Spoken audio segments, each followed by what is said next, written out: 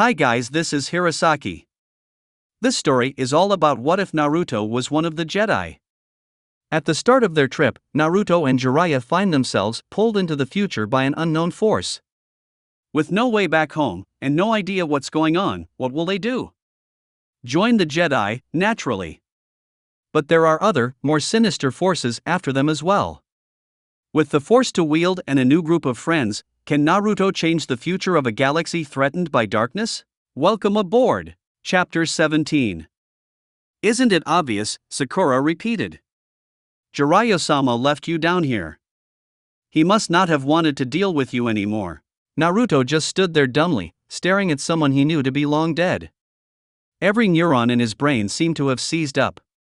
He barely even registered her words. Joy, sorrow, and confusion all welled up within him at once, paralyzing his thoughts. After a minute of staring at her, however, he forced himself to form words. "S. Sakura-chan? Wa-dash. How are you here?" He stuttered. "You're dead.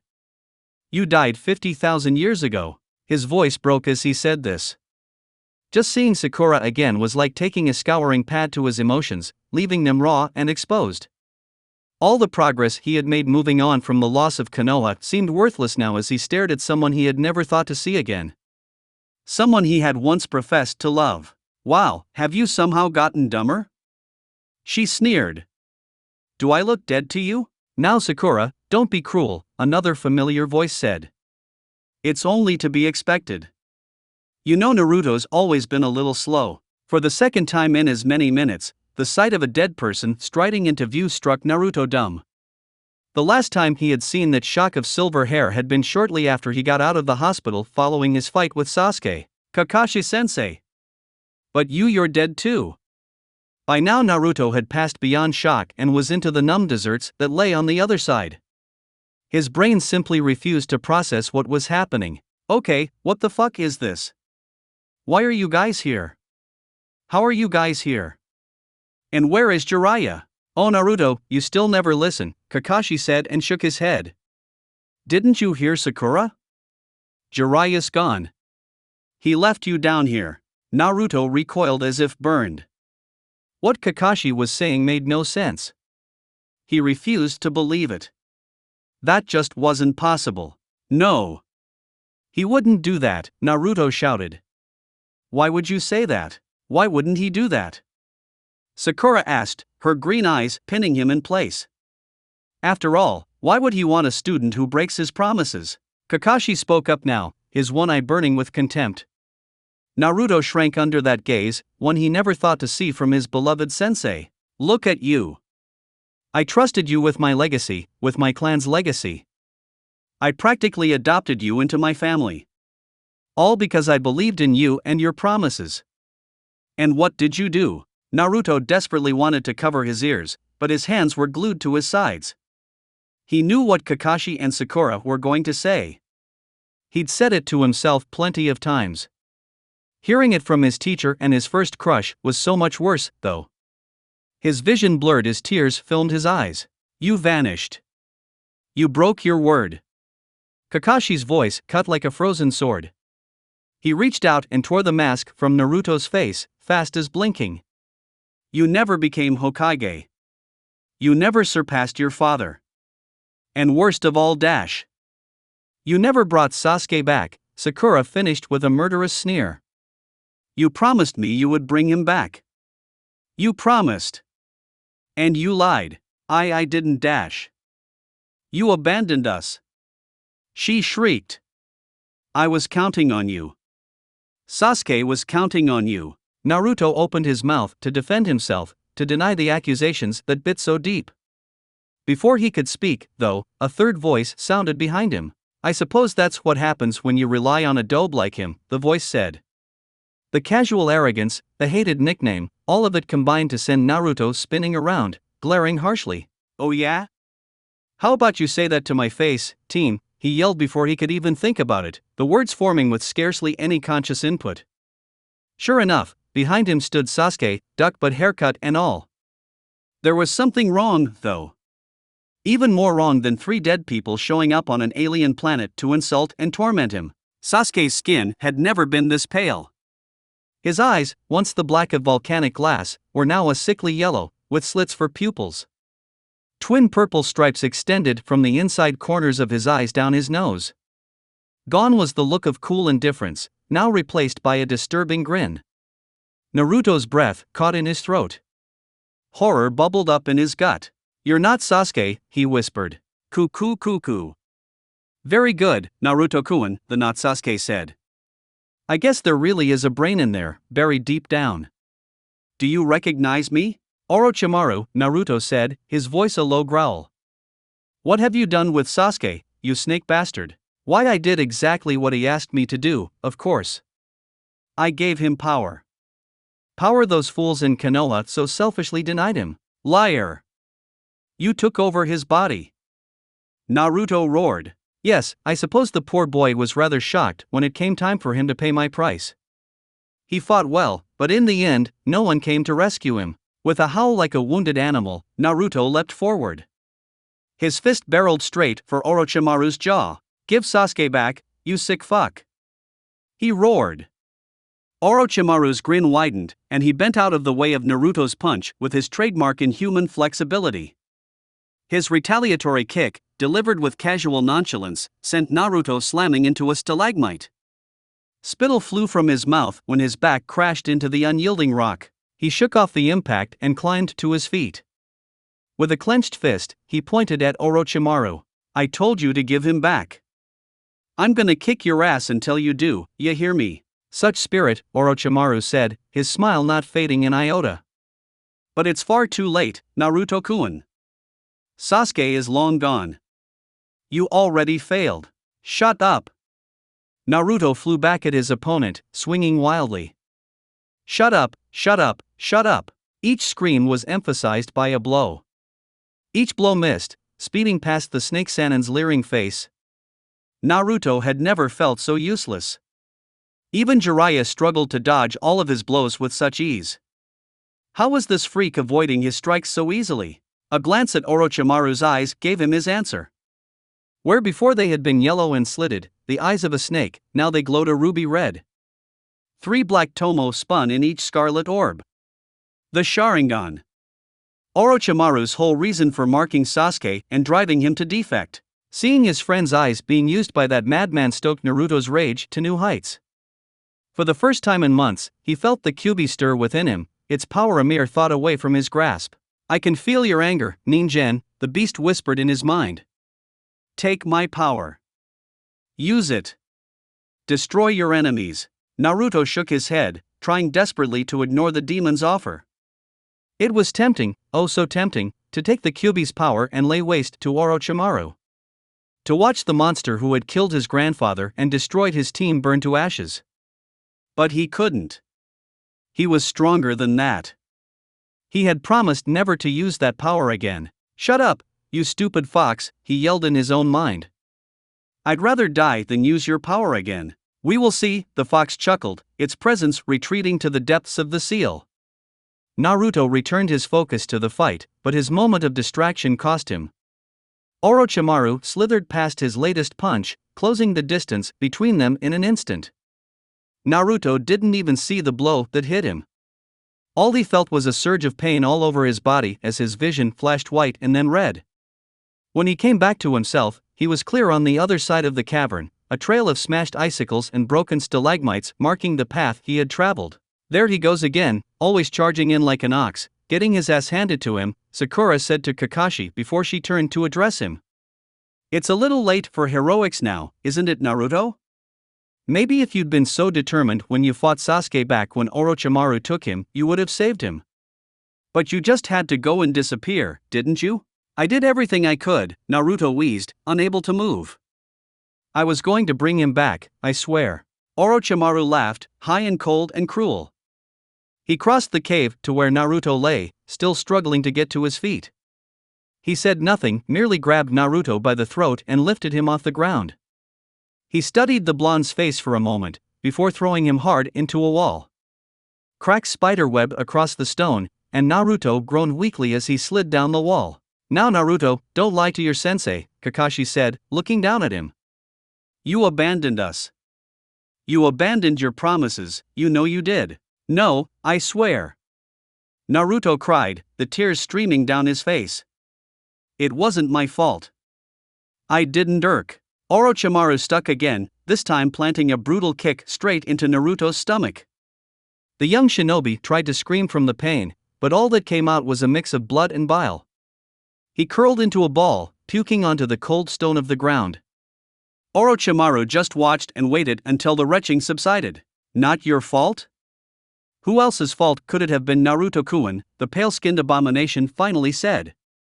After all, you were Sasuke's friend. His comrade. You never shut up about it. He kneeled down and punched Naruto across the face. Blood and saliva sprayed across the ground, adding to the mess that was already there. Naruto coughed and tried to fight back, but his body wouldn't listen to his brain. The pain was like a poison, sapping his strength and seizing his muscles. All he managed was a feeble twitch. Meanwhile, Sakura walked up to them. You remember the first real lesson that Kakashi-sensei taught us, right Naruto-baka? She asked. I guess not, since you left. Sasuke. 2.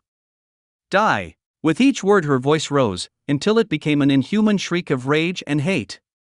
She stomped on his chest and stomach, sending further waves of pain through Naruto's broken body. He curled into a ball, desperate to shield himself. He didn't want to hear these things. He didn't want to fight his friends. His thoughts just kept circling round and round, going nowhere. Why were they doing this? Orochimaru he could understand, but Sakura? Kakashi? They would never do something like this. Right? His former sensei's voice interrupted his thoughts, as the silver-haired Cyclops stepped forward. Since you've obviously forgotten my teachings, let me remind you, he said. Those who break the rules are scum, but those who abandon their comrades are worse than scum. The masked Jonin drew a kunai from his pouch and raised it above his head. As Naruto watched it descend towards his face, time seemed to slow to a crawl. The knife crept towards him, and dread filled his heart. He was going to die down here, killed by his friends, a failure. As the kunai inched closer to his face, a spark of defiance kindled inside of him. He didn't want to die alone in a frozen cave. He didn't want to die, period. So, he had to do something about it. Sure, he was outnumbered, outmatched, badly beaten, and exhausted, but he was Naruto Uzumaki. He always had a trick up his sleeve, and in the last year he had learned some pretty impressive tricks. He focused past the pain that gripped his body, past the ache of his friend's harsh words, even past the fear of his imminent death via kunai to the eye socket. He pushed past all of those things. They were just useless distractions. Instead, he focused on the Force, on its soothing ebb and flow. He was down here to take the next step in becoming a Jedi, and that's exactly what he was going to do. So, he used that determination, gathered the Force to himself, and pushed outwards with all his might. I didn't abandon you, he screamed as Kakashi, Sakura, and Orochimaru went flying back, tumbling through the air. They each twisted around and landed on their feet looking no worse for wear, but at least he wasn't dead. What did you say? Sakura asked. Naruto blinked at her tone. It wasn't as hateful and biting as before. Now it almost seemed pleading. As if she wanted him to do something but couldn't say what it was. Something about what he'd said had gotten a reaction from her, one other than anger or accusations. As he thought about it, the answers seemed to click into place in his mind. I didn't abandon you, Naruto repeated, more confident this time. I never abandoned you. I left with Jiraiya-sensei so I could get stronger. Strong enough to keep my promises. Ha! And then you disappeared, Sakura said, her gaze accusing. Naruto closed his eyes and pain clouded his features for a moment. He took a deep breath, and when he opened his eyes, all the uncertainty had vanished. He met Sakura's gaze without flinching, sure of his words. That wasn't my fault, he said, his voice calm and steady. I blamed myself for a long time, but that wasn't my fault. Something dragged Jiraiya-sensei and I into the future, and I couldn't do anything to stop it. That's the truth. And that's not all. None of the three ghosts from his past moved. Sakura looked at him, her eyes now peaceful, perhaps even pleased. Kakashi was as inscrutable as a mountain stone, but that was hardly unusual for him. Orochimaru seemed frozen, neither twitching nor blinking. His stillness would have bothered Naruto had he not already realized the reality of the situation. "None of you are real," Naruto said. His voice cracked as he spoke, and tears once more blurred his vision, but he soldiered on regardless. As painful as it was, he needed to say this. He could not explain why, but in that moment, he felt it as clear as his need to breathe. "You're dead, all of you. You all died 50,000 years ago on another planet. This is just one of those tests Master Luminara and Master Yoda mentioned, isn't it? You're just a vision conjured by the cave for me to overcome." Silence reigned unchallenged in the cave for a long minute. Naruto didn't move, not even to wipe away the tears that were even now trickling down his cheeks. His ghosts he realized now, merely looked at him calmly, no trace of their former aggression now apparent. For a time, it appeared they would all stand there in the frozen cavern silently until they became part of the cave themselves. At last, however, Sakura, or at least the thing that looked and sounded like Sakura, broke the silence. "I guess you can still surprise me, Naruto," it said. "You really are the most unpredictable shinobi ever. So wait, I was right?" Naruto asked, his eyes widening in surprise. Kakashi and Sakura both face vaulted at that. "You were just guessing?" Sakura roared. Naruto grinned sheepishly and scratched the back of his head. Maybe? I mean, I was pretty sure, but not 100%. I just went for it." Kakashi sighed and massaged the bridge of his nose. "Only you, Naruto. Only you," he said, before brightening. "Still, I'm very proud of you. It takes guts to go with your instincts like that." Naruto smiled at the compliment. It was good to know that he could still surprise his old sensei, even if it was just some sort of force illusion. "So, does that mean I passed?" he asked. "What do you think, Dobe?" "It should be obvious, even to you," someone said from behind him. Naruto turned and saw who it was. "Sasuke," he said, surprise written all over his face. And it was Sasuke as he had been before Orochimaru poisoned his mind with the curse mark and seduced him with promises of power and vengeance. Gone was the pasty white skin, the purple clan markings, and the vile snake eyes. Also gone was the glint of madness and hatred that Naruto had seen burning in his friend's eyes when last they had met. After a few seconds, Naruto got over his shock and old instincts kicked in. Sasuke had just insulted him. Force illusion meant to test his mettle or not, Sasuke had just called him out. This called for a response, lest others think he was losing his edge. "If I knew what to think I wouldn't have asked the question, you damn team," he yelled. "If you know something I don't, how about you spit it out?" Came Sasuke's response. Naruto's left eye twitched when he hears his friend's signature monosyllabic comeback. "Don't you me, you emo jerk. I've got stuff to do. I don't have time for your bullshit." Sasuke rolled his eyes and gave a long-suffering sigh. Anyone would think he had had to deal with this sort of thing before. "Sheesh Dobe, don't be so loud," he said. "You want to know if you passed the test?" "That's what I said," Naruto replied, his impatience growing. Sasuke looked him dead in the eye and walked up to him. "Well, I guess you'll just have to find out," he said. Before Naruto could ask what he meant, Sasuke gave him a firm push backwards. Naruto tried to take a step back to regain his balance, only to find that the ground behind him had vanished. With a shocked yelp, he fell into the newly formed void. "Why, you bastard!" he yelled as he tumbled into the darkness. The last things he saw were his friends' faces looking down at him before the inky blackness swallowed them whole. "Damn it, where is that kid?" Jiraiya swore. He had been searching for Naruto for nearly 10 minutes now. They had been meandering through the caves until Jiraiya had decided to try to sense his crystal through the force. He had gotten a sense for it and Naruto had chosen to tag along with him while he looked for the elusive thing. As they were walking along though, Jiraiya had suddenly found himself alone in the caves, with no sign of where Naruto had gotten to. He had, naturally enough, immediately gone into a frenzy of searching. The last time Naruto had gone missing he had ended up trekking through the monster-infested bowels of Coruscant's Undercity, before running afoul of a ring of slavers. Jiraiya didn't even want to consider the sort of trouble his errant godson might get up to in an ancient force nexus, surrounded by kyber crystals, with all the tools needed to build a lightsaber. Words like blast radius and apocalyptic sprang unbidden to his mind. He shivered and quickened his pace, redoubling his efforts to find Naruto. "That's it," he grumbled.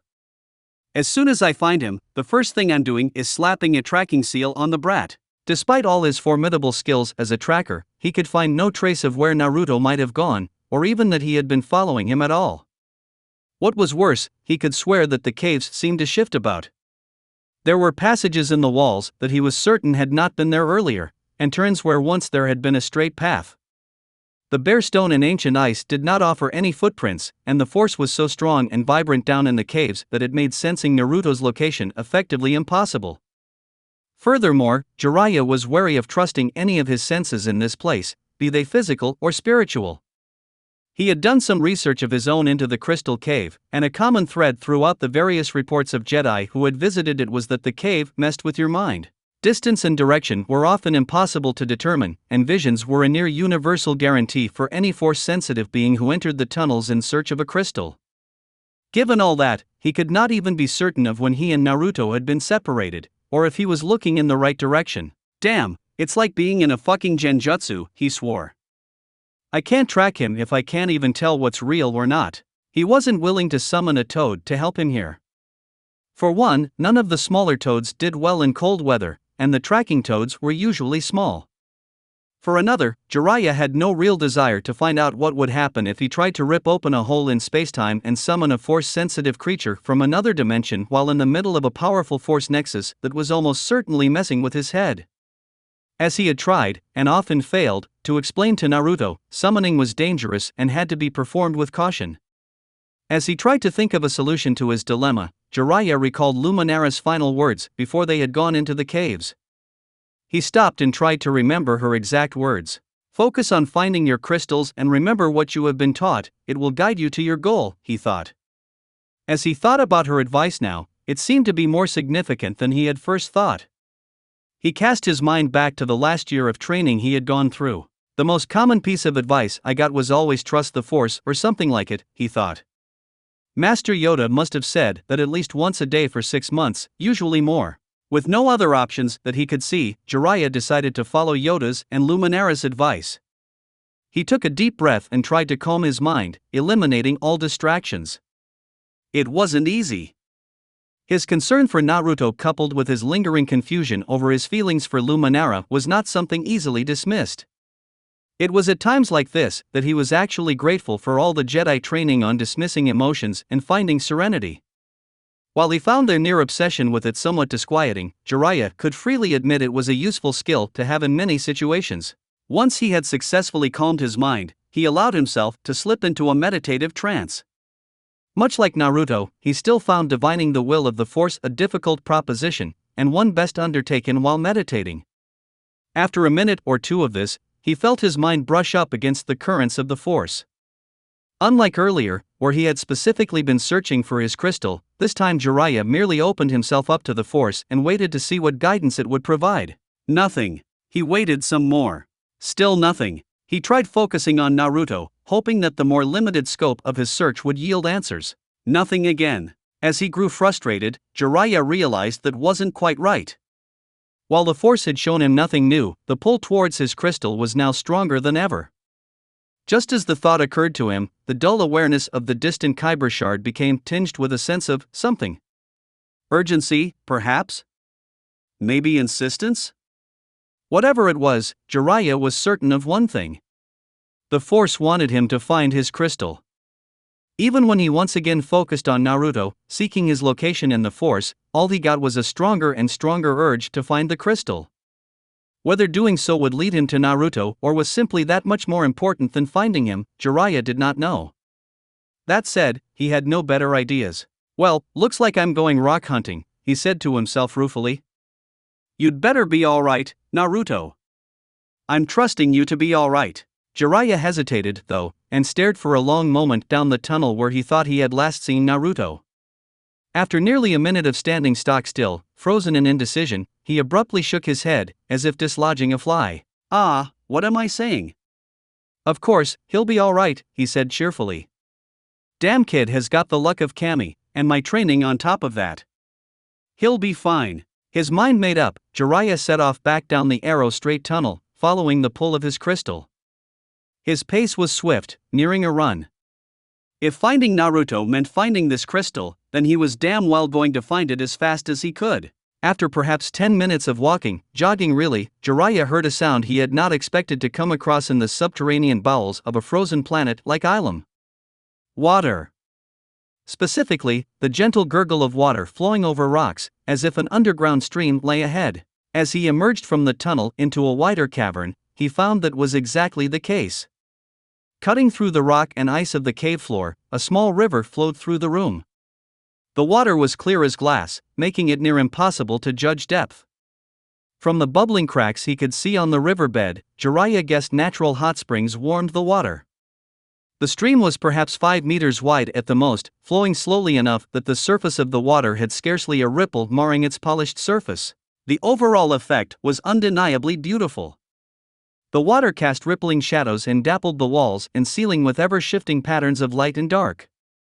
Despite his haste, Jiraiya found himself transfixed by the ethereal wonder of the sight before him. He paused, gaping at the shimmering vista, just soaking it in. As a sage, he always found the beauty of nature especially touching, and this? This moved him to his core. As he took in the view, he spotted a figure sitting on the bank of the river. Suspicious, he moved in closer to get a better look. There should have been no one in the caves aside from him and Naruto. When he got close enough to actually see the figure clearly, though, he froze. The breath stalled in his lungs, and he could have been carved from stone for all the movement he exhibited. The figure was a human woman, and a familiar one at that. An impossible one. Someone Jiraiya would have bet his life he would never have seen again. Golden blonde hair, honey-colored eyes, perfect breasts whose dimensions he could even now recite to the nearest millimeter. Every aspect of her, from her face to her body to her clothes, was exactly as he recalled it. Tsunade, he breathed, once he recalled how to form words. This is impossible.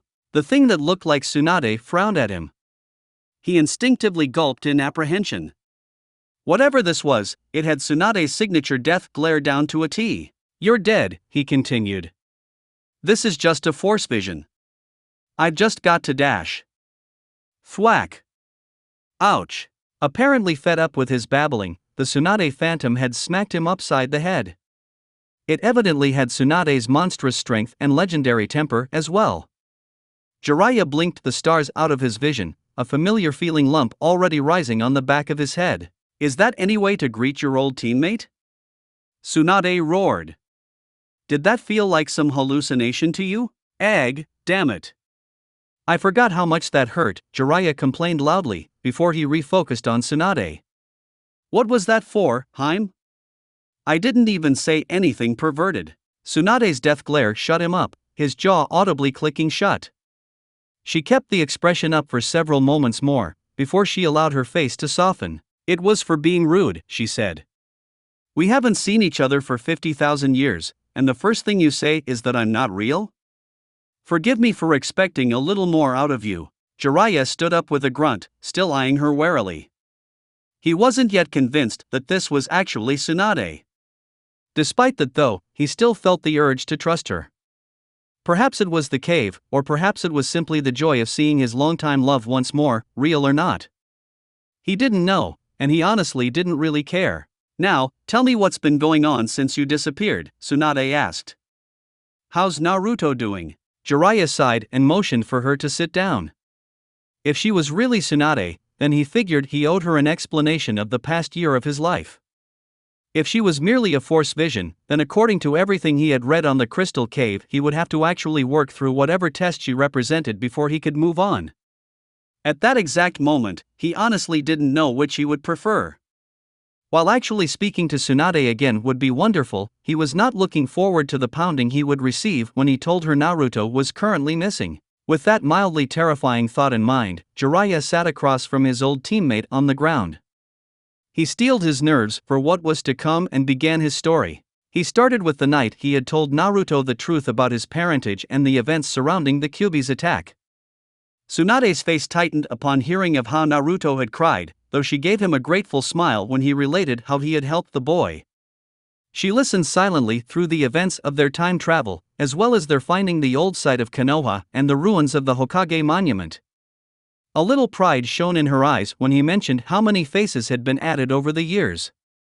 Clearly their old village had prospered prior to its eventual destruction. When he described the ship that had swooped over their heads to land in front of them, it was the first time she actually looked shocked. Her eyes widened at the idea of such a device. The look only deepened when he described Quinlan, and especially Ayla. Wait, you're telling me she was an alien? An actual, honest-to-Kami space alien? Tsunade asked, clearly still skeptical. Well yeah, Jiraiya replied. She had blue skin, 2 tentacles instead of hair, and her looks. Her body. Oh man, it was just. He trailed off, lost in memory for a moment, old habits as a pervert resurfacing as he spoke to Tsunade. When a trickle of blood ran out of his nose and a perverted giggle escaped his lips, she cleared her throat loudly and flicked Jiraiya between the eyes, sending him sprawling. When he picked himself up off the ground once more, she gave him another glare. Focus, you pervert. I don't have time for your depravity right now. Jiraiya shook his head, clearing the ringing from his ears. Sorry. Anyway, yes, Ayla is an alien. A tree-like to be more specific. He explained how they had fought off the Flesh Raiders, and how Naruto had nearly lost himself to the Kyuubi before Ayla saved him. Tsunade clenched her fists, the knuckles turning white and the tendons standing out as she heard of her grandson's near miss. Her look of worry turned to pride though, when Jiraiya told her how Naruto had saved Ayla's life in return. It was a pride he shared with her, that of a parent seeing their child live up to and exceed their expectations, and a teacher watching their pupil overcome adversity and apply their lessons well. For what felt like many hours, but was in fact less than one, Jiraiya talked about their time with the Jedi. From Naruto's first misadventure with Ahsoka down in the Undercity to his newfound mechanical aptitude to the recent test and their journey to Ilum, he relayed the major events of the last year to Tsunade. It was as he was describing their purpose on Ilum that she asked the question he had rather been hoping to avoid. Where is Naruto anyway? I thought you said you came here together. Jiraiya grimaced before bracing himself for what was to come. Well, you see, we, kind of got separated. I may not know, exactly, where he is right now. You what? You useless fool, where is Naruto? Tsunade's anger was even more impressive than he had anticipated. Her glare could have bored a hole in solid steel, and her chakra flared high enough to crack the surrounding stone. She used killing intent in waves, enough to even make Jiraiya sweat. He grits his teeth and pushed forward anyway. Don't worry, he's fine, Jiraiya said, trying desperately to placate her before she did something drastic, like collapse the entire cave system. I'd feel if he was in any real danger, and this is probably something he needs to do on his own. All I need to do is find my crystal and I'm sure I'll be able to find him. Tsunade shook her head violently, slashing her hand through the air. Absolutely not. We're going to look for him right now. Follow me. With that, she turned around and took off at a run, following the twists and turns of the underground river. Jiraiya sighed and took off after her, sprinting to catch up. As he ran, he noticed they were heading away from where he sensed his crystal. With every step he took, he could feel the force telling him to stop, to turn around and resume his search in the other direction. He grimaced and shouted after Tsunade. Damn it, Heim, it's not that way. I have to find the crystal first. It's the only way to find Naruto. Screw the crystal, Tsunade shouted back, not slowing her pace at all. I don't care if I have to smash this entire mountain range to pieces. I'm finding Naruto. Now come on, keep up. Jiraiya cursed under his breath. He could feel the urgency in the force now, pushing him to turn around. It waged war with his desperate desire to follow Tsunade, to work with her once more. It was like being torn in half, but it was hardly the first time he had been faced with a tough choice. This time, just like all those other times, he knew what he had to do. The difference was, this time, he also thought he just might have the strength to do it. So, with one last curse, Jiraiya stopped in his tracks. No Tsunade, he said, his voice as but determined. Not this time. I know what I have to do. Go on if you want, but the force is telling me to find my crystal if I want to find Naruto, and that's what I intend to do. Damn it, Jiraiya, I don't have time for some mystical crap, she yelled back. I am your Hokage. I order you to help me. Jiraiya went still. His hands clenched, and his shoulders trembled with tension. In his life, he had never actually disobeyed a direct order from the Hokage. Indeed, he had executed men who had. Finally, though, he sighed and shook his head. No, you're not, Tsunade. 100 Hokages have lived and died since you wore the hat, and Konoha is long since gone. That part of my life is over now, and I need to accept that. Tsunade said nothing, merely looking at him. Her face was unreadable, but Jiraiya pushed on regardless. He could feel tears threatening to well up in his eyes, but he fought them down. If this truly was Tsunade's ghost, he would not let her last glimpse of him be marred with tears. I will always remember you fondly, Tsunade. But I have to go now.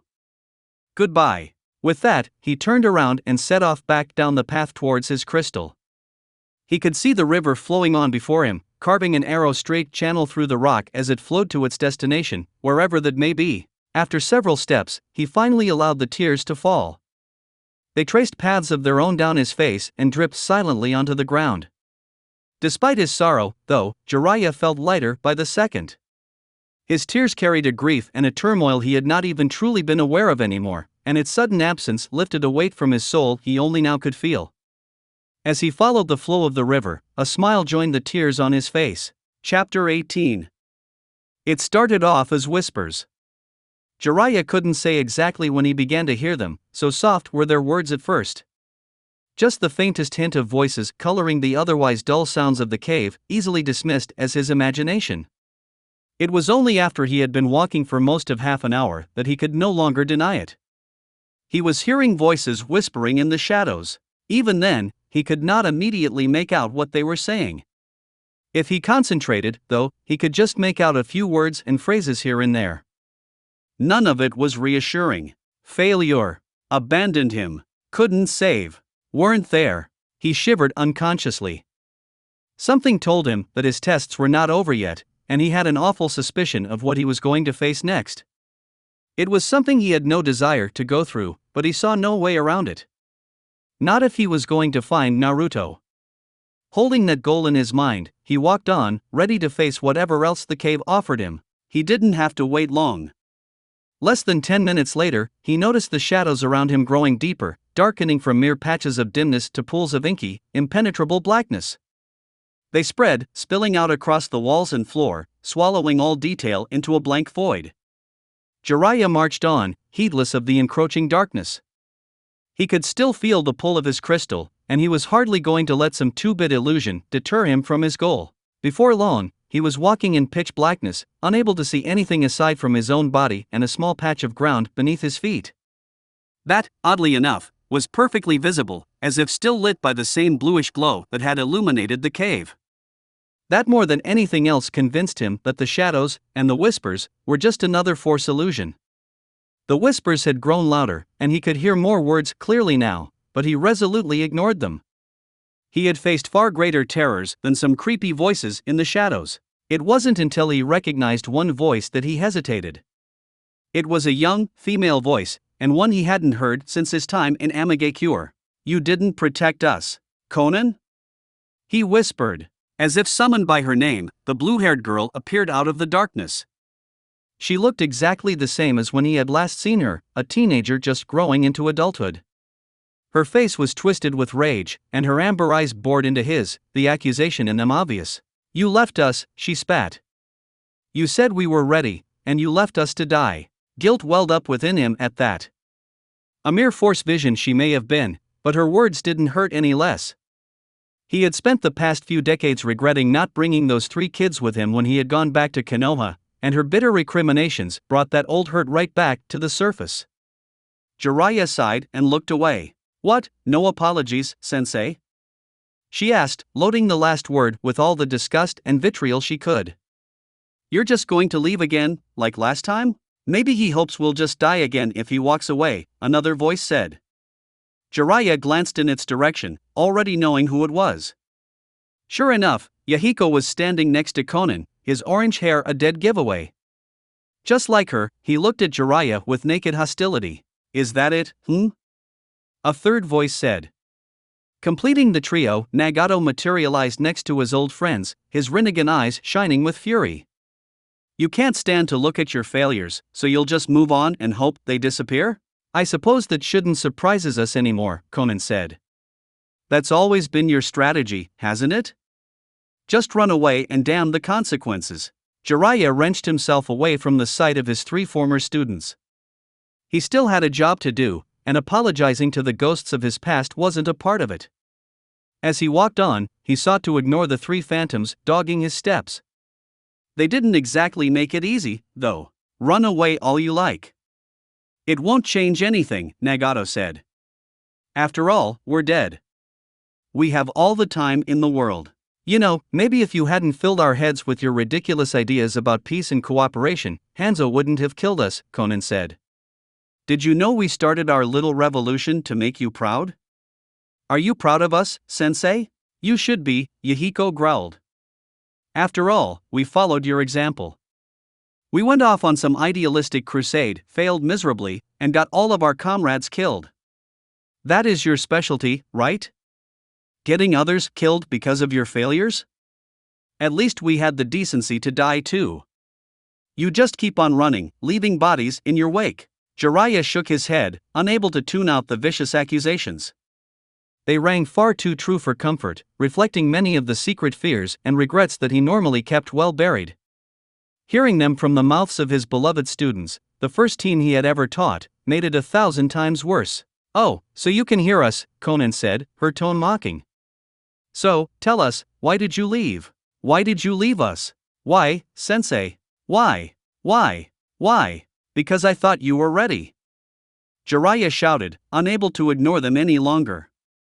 They stopped their yelling, but their faces remained unchanged. They just glared at him, blame etched into every angle of their faces. I thought you were ready, Jiraiya repeated, his voice dropping to a whisper. I thought I had taught you enough to survive, to find your way in the world. I had no idea you would try and overthrow Hanzo. Not like that. Not so soon, without honing your skills. I just wanted you guys to be able to look after yourselves. We told you we were going to end warfare and reform Amigakure. Yahiko shouted. You even told Nagato that he was the Rikudo Sennin reborn. That he was prophesied to bring peace to the world. What exactly did you expect us to do? I don't know what I expected, Jiraiya admitted. When I thought that Nagato was the child of prophecy, I was so excited I didn't even think it through. I just figured it would all work out somehow. I suppose I thought that you 3 would gather allies and win people over until Hanzo had no choice but to step down. I thought Nagato would be invincible, with the power of the Rinnegan and my training to rely on. TCH. Well, you know how that turned out, Nagato snorted contemptuously. Looks like you were wrong. It was hardly the last time either, was it?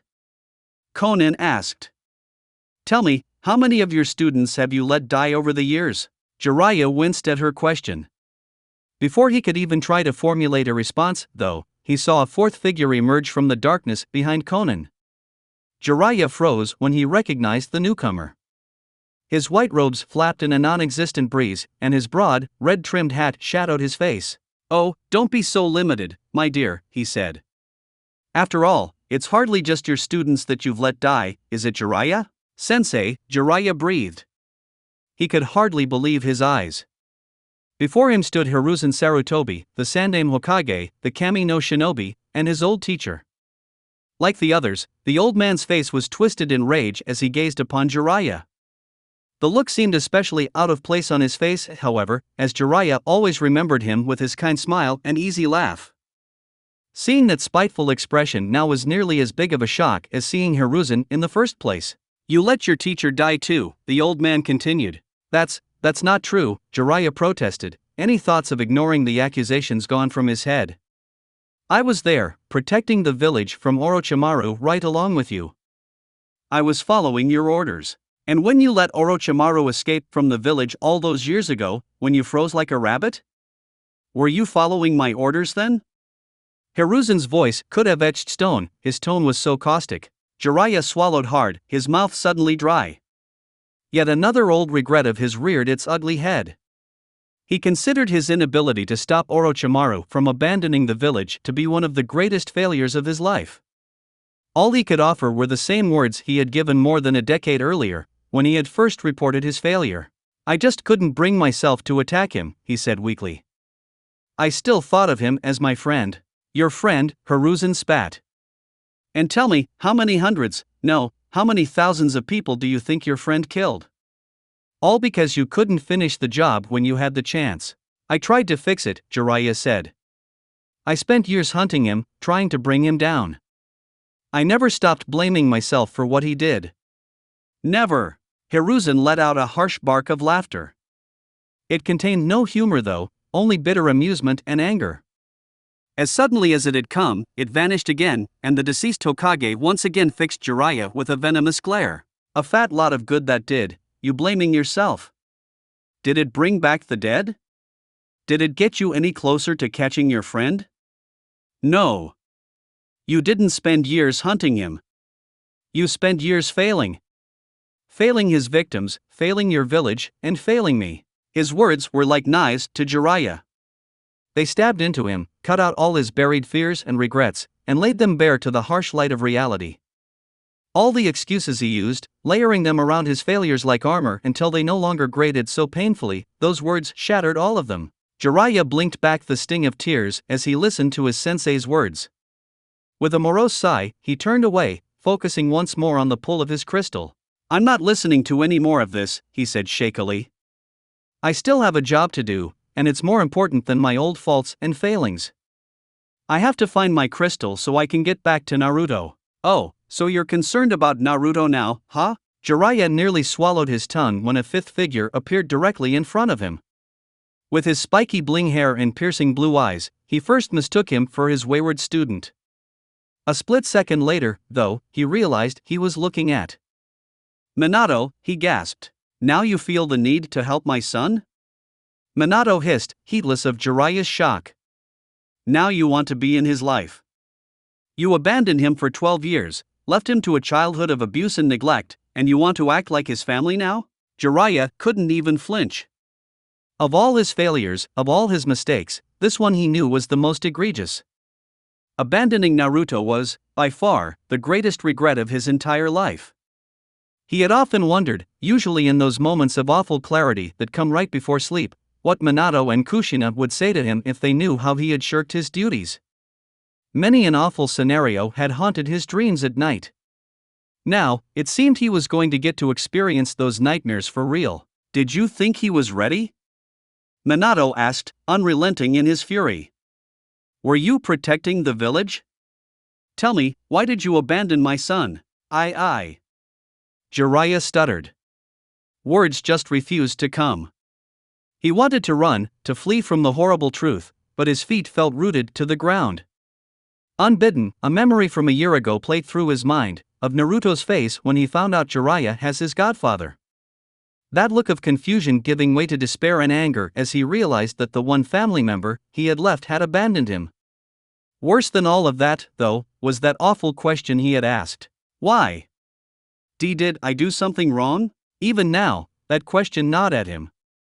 That Naruto would ever believe that the way the villagers had treated him was his own fault said far more about the sorry state of his childhood than any amount of horror stories ever could. Replaying that moment again in his mind, Jiraiya once more grasped the sheer enormity of his failure when it came to Naruto. His face fell as the truth of Minato's words struck home.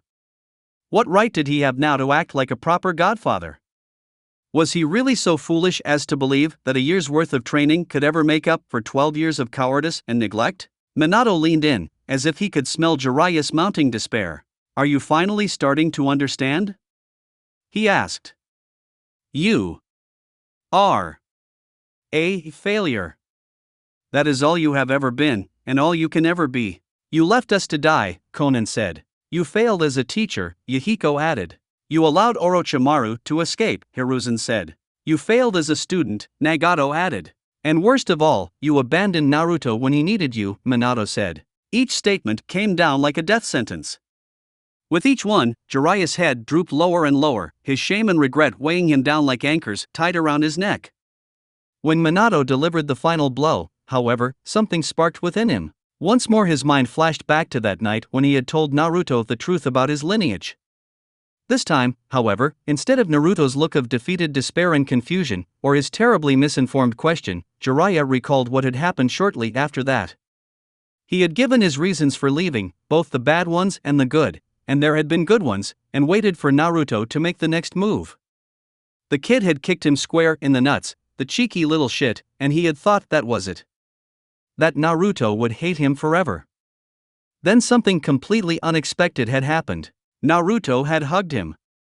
Jiraiya could still remember the feel of his godson's small arms wrapped around him, his body shaking with emotion. More importantly, he could practically still hear Naruto's words, the ones he had repeated over and over again. I have family. Jiraiya's shoulders straightened as he recalled those words. Naruto's tone had been so desperate, so relieved. He had latched onto that one fact, that he had at least some shred of family left in the world, with a zeal only available to those who had experienced true loneliness. Fixing those memories in his mind, Jiraiya stood up straight and looked directly at the four figures in front of him. They were still hurling abuse and accusations, but somehow, they had lost their sting. Enough! He shouted, and his voice cut through the storm of insults like a knife. Enough! I have better things to do than listen to some whiny force visions tell me things I already know. So, you admit that you're a failure, then? Minato, or rather the illusion of Minato, asked. Oh sure, Jiraiya said. I've never denied that. I've failed as a student, a teacher, a soldier, an author, a lover, and as a godfather. Then how can you dash? But I'm here now, Jiraiya said, plowing on regardless of interruptions. Naruto let me be a part of his life. I'm the only family he has left, and I'm going to act like it. Right now, that means finding this damn crystal so I can get back to him. It doesn't matter. The Hiruzen thing shouted. You'll just fail again. No doubt, Jiraiya said calmly. I'm sure I'll fail in all sorts of new and spectacular ways in the future. But I'm done letting those failures define me. If there's one thing you can't help but pick up from hanging around Naruto, it's how to never give up, no matter what happens. You would dare speak of him to me, the Phantom of Minato said. His own father. I'm Dash. You are not Minato. None of you are the actual spirits of my old comrades. I'm honestly ashamed that I ever even suspected you might be. He pointed at the trio from Amigakure. Now it was Conan's turn to be pinned in place by his stare. If you three were really my first students, then Nagato and Yahiko would both be doing their whole lovesick puppy routine around Conan. She'd act like she hated it, while she secretly soaked up the attention, especially from Yahiko. His finger jabbed at Hiruzen now. If the old monkey were really here, he'd have no doubt turned this whole thing into some absurd teaching moment. Doubtless he'd utter some obscure pearl of wisdom that I wouldn't understand for a decade or so. Finally, he turned his attention back to Minato. As for you, if Minato's spirit were really here, he wouldn't be wasting time yelling at me. He'd be with Naruto, getting to know his son and coming up with really dumb names for his techniques. You lot are nothing but force visions meant to test me, and I'm giving myself a passing grade. So long. With that, Jiraiya turned back toward his crystal and started walking. The illusions, which had finally fallen silent at his rant, did not follow him. The whispers stopped, and the impenetrable darkness receded. What had once been a mere 2-meter wide circle of illuminated ground beneath his feet rapidly expanded, and the dim shapes of the cave walls emerged from the gloom. The shadows seemed to retreat down the tunnel as he walked.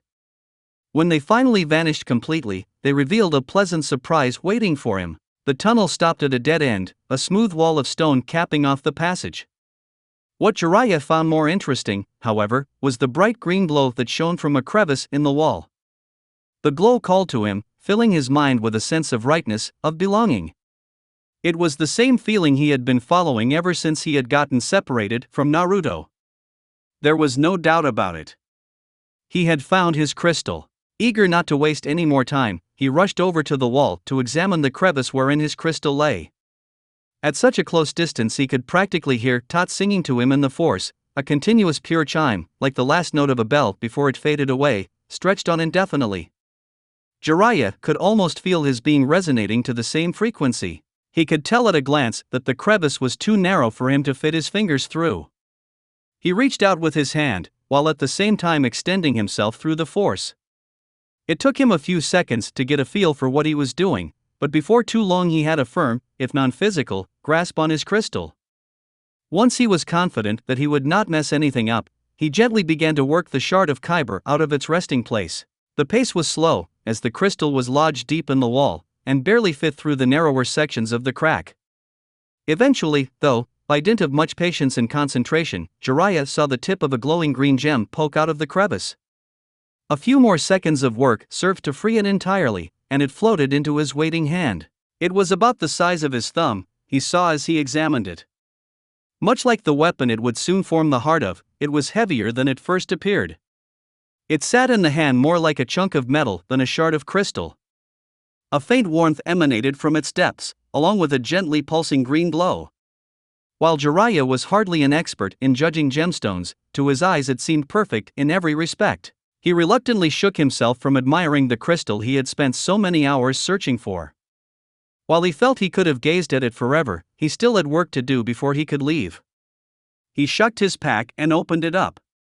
Inside lay the various components he would need to fully assemble his lightsaber. "All right then," he said as he laid out the pieces on a cloth. "Time to work." Naruto wasn't entirely sure what had happened. One moment he had been falling through the dark, flailing around for any handhold. The next thing he knew, he was sliding down an ice-slick slope that twisted and wound its way into the earth. He couldn't remember actually landing, but he had no time to dwell on the weirdness of his situation. Even as he adjusted to sliding down the ice chute, he spotted something which had him muttering every curse he knew. Ahead of him, and getting closer by the second, there was a gap in the slide. A break of about 10 meters, where the stone and ice had apparently succumbed to the ravages of time. He could tell at a single glance it was too far for his momentum to safely carry him to the other side. He would have to jump. He couldn't risk using chakra to strengthen his muscles. Naruto was relying on his force senses to guide him towards his crystal. Using chakra would blind him to its location, and with how much focus this slide was taking, he wouldn't be able to find it again until he came to the end. By then, it could very well be too late. Fortunately, augmenting his physical abilities with the force was one area Naruto was quite confident in. He watched and waited as the gap got closer and closer. 100 meters. 80. 50. 20. 10. 5. Now! With a grunt of effort, Naruto propelled himself over the void. The force flowed exactly as he had wanted and extended his jump from being merely impressive to physically improbable. He sailed through the air, reveling in the brief feeling of flight and weightlessness. He easily cleared the gap and came in to land back on the icy slope. Briefly, Naruto wished he had a clone watching him as he did this. He was sure it must have looked awesome. Then he landed. On his ass. Hard. Gah! Damn it. Note to self, he thought. When tailbone meets frozen rock wins. Boy, am I glad no one was around to see that. Over the next few minutes, he had to clear several more jumps just like that one. Despite his initial poor landing, he had been right to use the force rather than chakra to empower his jumps. A dozen times or more, the slide split and forked off in different directions. It was only by focusing on the pull of his crystal that Naruto knew which paths to take. Still, winding though his route may have been, he could feel his crystal growing ever nearer. Finally, after sliding for long enough that his butt was growing numb from the cold, Naruto reached the end of the slope. It deposited him in a round, nearly featureless cavern, about 20 meters across. Aside from a few scattered stalagmites and a couple of small pools, it had no real standout features. Despite its plain appearance, Naruto could tell that his crystal was somewhere in the room. Its presence surrounded him. It was like standing in a pool of warm sunlight, or being enveloped in the smell of freshly made ramen. It was unlike anything he had ever felt through the force. There was only one problem. Where was the damn thing? There was nothing to show where in the cave his crystal was located. No glowing rock, no soft chime, no irresistible pull towards one spot, nothing. He frowned and walked around the room, hoping to find something to go on. He checked each of the stalagmites and looked into every pool of water. Nothing. He tried walking in a grid pattern, hoping to feel a pull one way or another. Still nothing. He even examined the walls, trying to find a hole or a loose stone that might hide his crystal. More nothing. Okay, what the hell is going on here? Naruto yelled. Where is this damn thing? Wow, someone said from behind him. You are really pathetic. Naruto whirled around and readied himself for an attack. After what had happened with the visions of his old teammates, he was taking no chances. While he could not immediately place the voice, something about it seemed familiar. He immediately spotted the source of the voice. A figure perched on one stalagmite like a bird. As he took in the person's features though, Naruto froze. It became immediately apparent why the voice had sounded so familiar, yet at the same time, difficult to identify. You're me. Naruto yelled, shocked at what he was seeing. The person on the stalagmite was him, but it also wasn't. There were several key differences between him and the mysterious doppelganger. The first and most obvious difference was in their general state of dress and cleanliness. While both of them were wearing a Jedi tunic with a Konoha Chunin flak vest over top of it, and a Konoha forehead protector on their heads. However, while Naruto's clothing was in good condition, if a little dirty from the day's events, his doppelganger's clothing looked like it had been through a war. It was ripped and torn, with burn marks here and there. Mud and blood stains marred the tattered clothes, along with his hair and face. It was in his hair and face that the next major difference lay. While Naruto's hair was definitely longer than the typical male Jedi youngling, the other's was downright shaggy. It hung past his shoulders, matted and filthy. It looked as if he had not had a haircut in well over a year. The differences in their faces were what Naruto found truly unnerving, however. The doppelganger's whisker marks were thicker and more feral-looking. His teeth, which were exposed in a savage-looking grin, were longer, looking more like fangs. His eyes were the worst, though. Unlike Naruto's sapphire blue eyes, his were red, with slit pupils and black sclera. They glowed with barely restrained hatred, and more than a hint of madness. Those were the eyes of a savage animal, not a human. Accompanying his more brutal appearance was a truly horrible force presence. Naruto had little experience in differentiating the feel of different beings through the force, but he could never mistake what he felt now as anything but evil. It slithered over his skin like cold, rancid oil. He almost wanted to retch from the feel of it. There was no happiness, no calm, just pure hatred and anger, all congealed into a single presence. It could not have been more obviously of the dark side if there had been a giant neon sign. What are you? Naruto demanded. Who are you? Kyuubi? So impatient, the evil copy of him said. And so stupid. What do I look like, dumb fuck? Do I look like that fucking fox? Are there tails growing out of my ass? I'm you, dipshit. You as you should be. What are you talking about? I'm nothing like you. You're dash. Evil? Is that what you were going to say? Or maybe you think I'm possessed by the fox? Naruto blared at the mocking tone, but stood his ground. He didn't know what was going on, but he didn't want to be surprised. Nothing in the caves had made much sense so far, but he was fairly sure this thing was the last obstacle between him and his crystal. He didn't want to just charge in like some hothead. I suppose you would think that.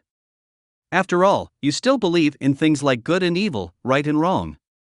Honestly, it makes me sick just to look at you. What are you talking about, jackass? Start making sense, or I'm gonna kick your ass. Okay, so maybe he was still a little hot-headed. That was fine. No one wanted to be some stone-cold brick wall, anyway. Then you'd be like Neji. Or worse, the emo team. Ick. The Kyuubi, the dark side, anger, hatred, all of it is power. Just power. And I took that power for myself, so no one could ever hurt me again. So, I could live my life however the fuck I want. Now there's just one obstacle. You. As soon as he said that, the doppelganger leaped down from his perch on the stalagmite and landed noiselessly on the ground. Naruto tensed, ready to spring into action at a moment's notice. The evil version of him just stood there, though, glaring a hole in his head. If I kill you, I get to live. I get to be free. I'm gonna take everything this galaxy has to offer, and no one will ever take anything from me again. That doesn't make any sense. You're just some force vision I have to get through to get my damn crystal. You can't just become real if you kill me. It doesn't work like that. Oh, it doesn't, huh? Let's find out. Suddenly, the doppelganger held a lightsaber. He activated it, and it bathed the whole cave in a crimson glow. The pools became puddles of blood, while the stalagmites turned to blood-stained fangs tearing through the ground. Naruto barely had time for a single phrase as the evil copy charged towards him. Oh criff! Then the doppelganger was on him, his light flashing wildly. Naruto backpedaled furiously, trying to stay out of the reach of the deadly arc of red plasma. The copy was fast, though, just as fast as him. Before Naruto had gone 5 steps, he had to duck to avoid being decapitated. It was a near miss, and the lightsaber scorched some of his hair. The smell filled Naruto's nostrils, making his eyes water. He took advantage of being crouched low to the ground and tried to sweep his opponent's legs out from under him. The copy jumped over his leg though, and blocked his follow-up kick. The two struggled for a few seconds, deadlocked against each other. Finally, with a grunt of exertion, both fighters sprang back to regroup from their first exchange. The doppelganger had the advantage, Naruto knew. They seemed evenly matched in both speed and strength, which made sense, he supposed. After all, they were identical. The problem lay in the lightsaber. Naruto had a set of kunai and shuriken, but he had nothing that could defend against a lightsaber. That only left him with dodging and attacking any gaps in his enemy's defense. He had to even the playing field somehow. The answer came to him immediately. His chakra. He didn't care how fast and strong this weird, evil version of him was, there was no way it could handle getting dog-piled by 1,000 shadow clones. Even with the lightsaber, at least one would get a hit in. His confidence restored, Naruto pulled his force presence back into his own body in order to generate chakra. That was when everything went wrong.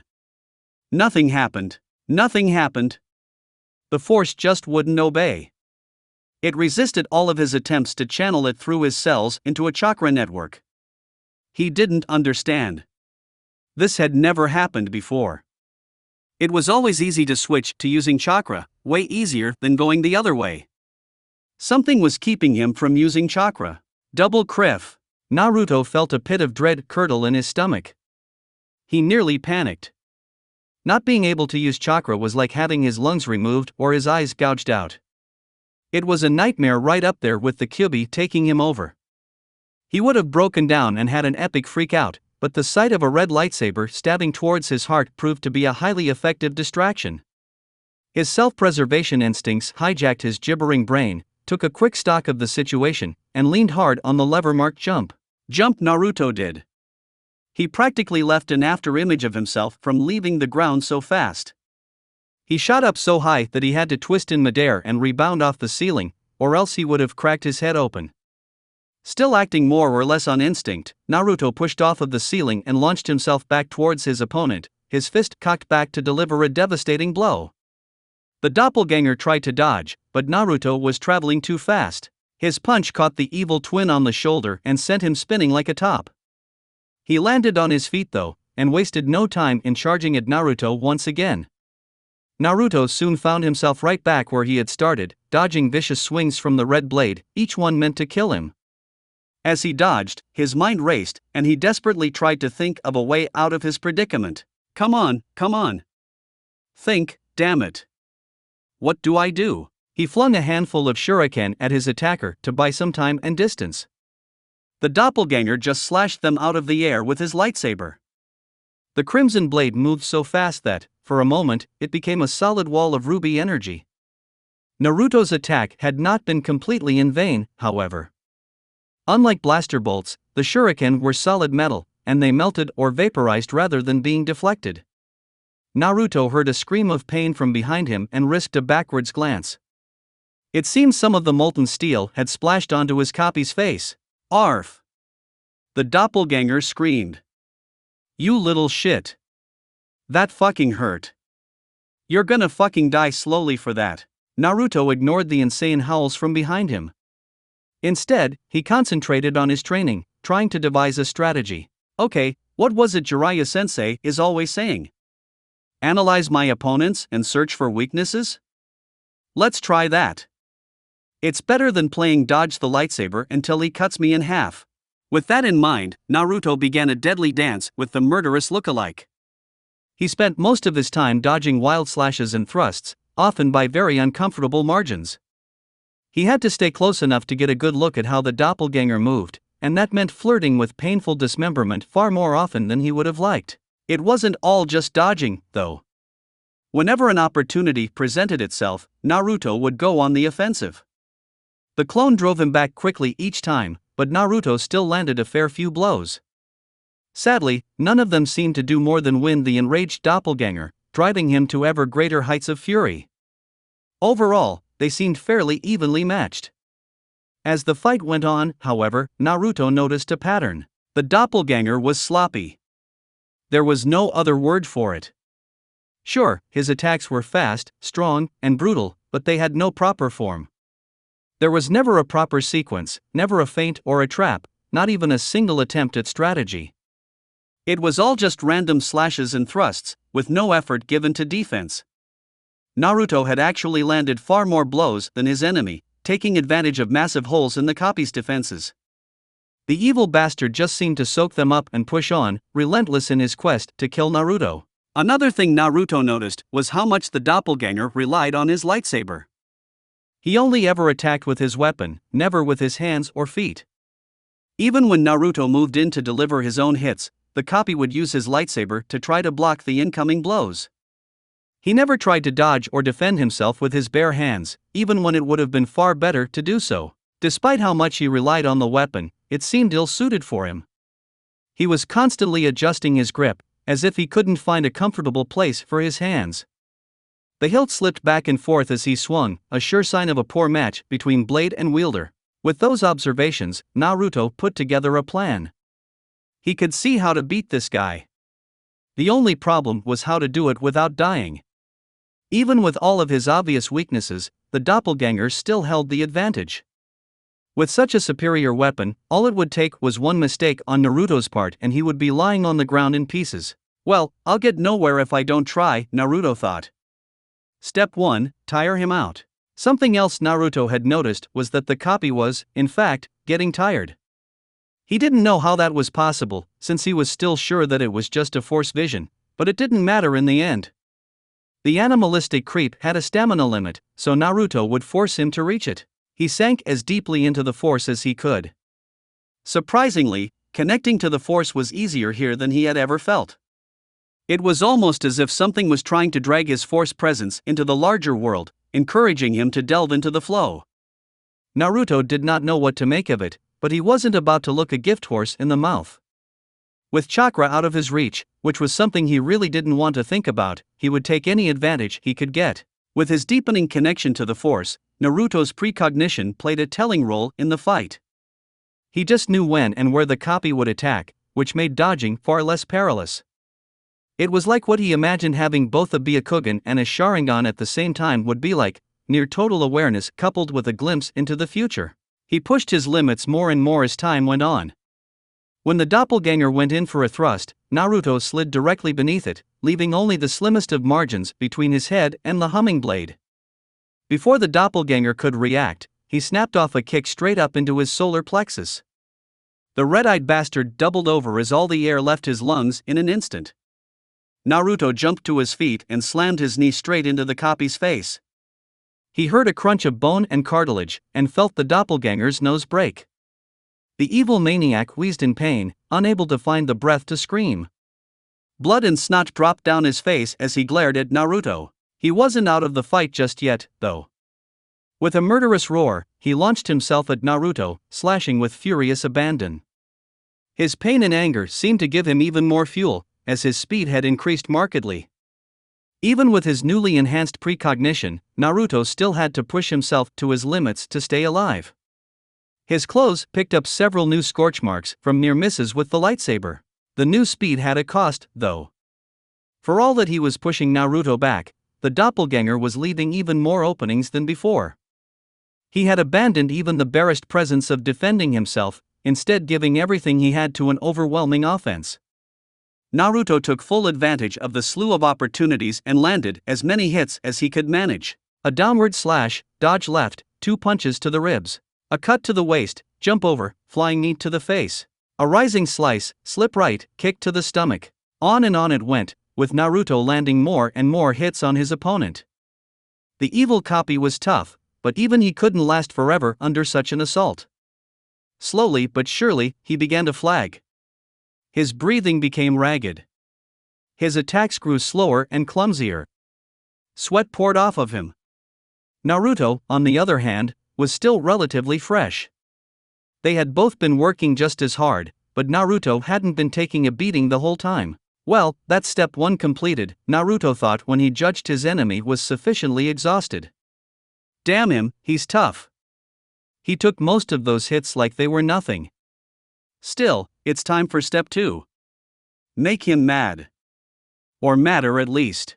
When it came to making people frothing at the mouth furious, be they enemies, friends, or random passers-by, Naruto considered himself something of an expert. He had all sorts of tools and tactics he could use for the purpose, ranging from exploding paintballs to stink bombs. For this fight, though, he chose his oldest and deadliest weapon. He opened his mouth. "Damn, you're pretty pathetic," he said. "I mean, do you like being punched in the face? Because it sure seems like it." The doppelganger snarled back at him and jumped in with a powerful slash. Naruto dodged out of the way, being sure to make it look far easier than it had actually been. "Wait, you're not a masochist, are you?" he asked. "Are you getting off on this? You're definitely sick enough, but that would just be ick. Man, you're just all kinds of fucked up. Shut your fucking mouth." The doppelganger roared. "I'm gonna kill you, you worthless shitstain." Naruto jumped to the top of one of the stalagmites and gave a cheeky wave. "You keep saying that, but you're terrible at it," he said. "I mean really terrible. Just plain fucking awful. All you've killed so far are a bunch of rocks."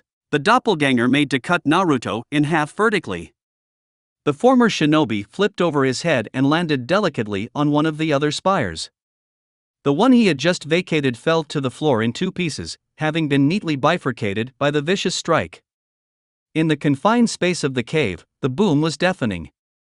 It echoed off the rock walls, adding an eerie soundtrack to the already creepy lighting. "There you go again, killing rocks," Naruto mocked. "Seriously, do you have some sort of problem with rocks? Is this like a childhood trauma thing we need to unpack? Maybe you should see a therapist. Hating rocks can't be healthy. Die." Once again, Naruto jumped to another stalagmite just as the crazed doppelganger destroyed the one he had been on. This time, the doppelganger slashed at the base of the spire, probably in an attempt to unbalance him. Once more, the cave echoed with the death throes of a stalagmite as several tons of stone hit the ground. Between the red light casting the stone spires as gore-stained teeth and the fading rumble sounding like a predatory growl, it felt as though they were fighting in the mouth of some enormous beast. "You know what, I'm going to call you Rocky," Naruto said. "That's your name now, Rocky the Masochist. Or is that last bit something you want to keep private?" "Shut up." Boom. "Wow, you almost had me that time, Rocky. Maybe if you aimed a little better, and didn't suck so much, you'd be able to get me." "Fuck you." Boom. This time, rather than landing on the top of his new stalagmite, Naruto clung to the side, right below the tip. Rocky was panting heavily, exhaustion and anger taking their toll.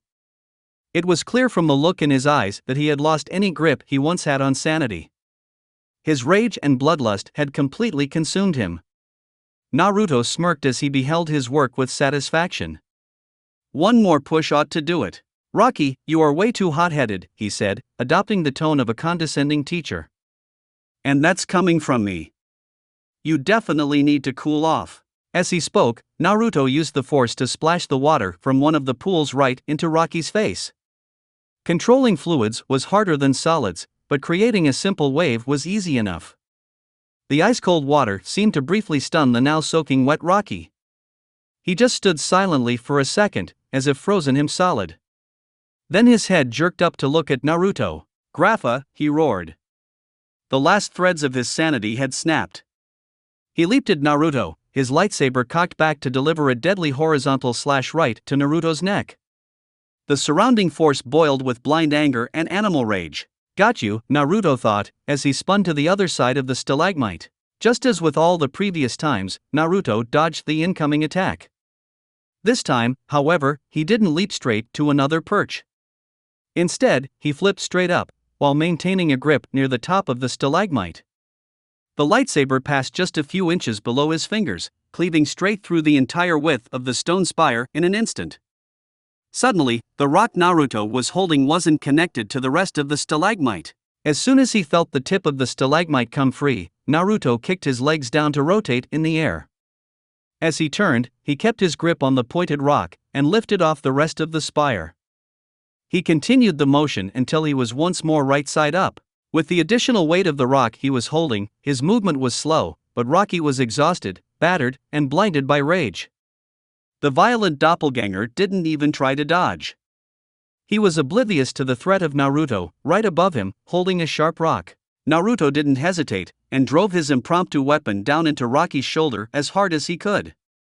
Between the force of his stab and the weight of the rock, it tore straight through the tattered flak vest and sank deep into Rocky's torso. Aeroford, the doppelganger screamed. He didn't even sound human. His yell of pain sounded more like the cry of a wounded animal. Naruto didn't have time to feel pity though. Instead, he sent out the strongest force push he could, straight at the wounded Rocky. The doppelganger turned into a blurred streak as he shot across the cave. In less than a second, he smashed into the opposite wall with enough force to crack the stone. As he slid to the ground, he left a streak of blood on the wall. Naruto landed on his feet, panting heavily. The fight had taken a lot out of him, especially his last use of the force.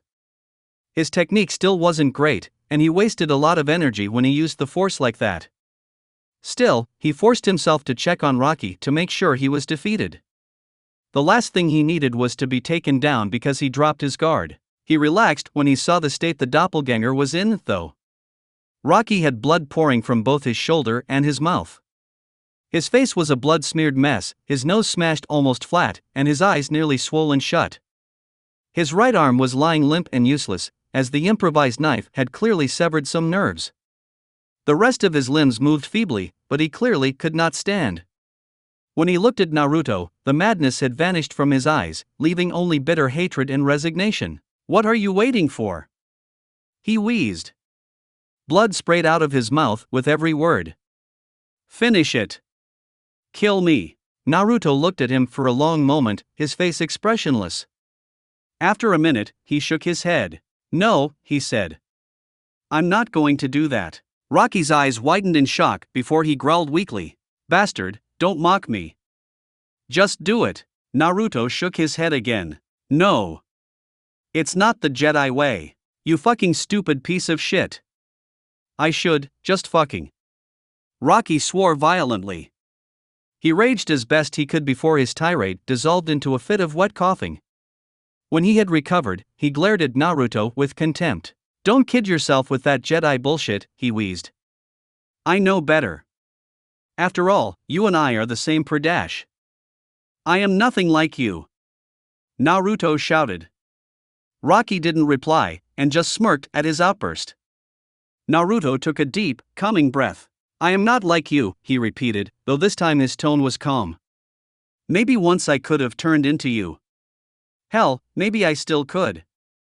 But that doesn't matter, because right here, right now, I am not like you at all. I never will be."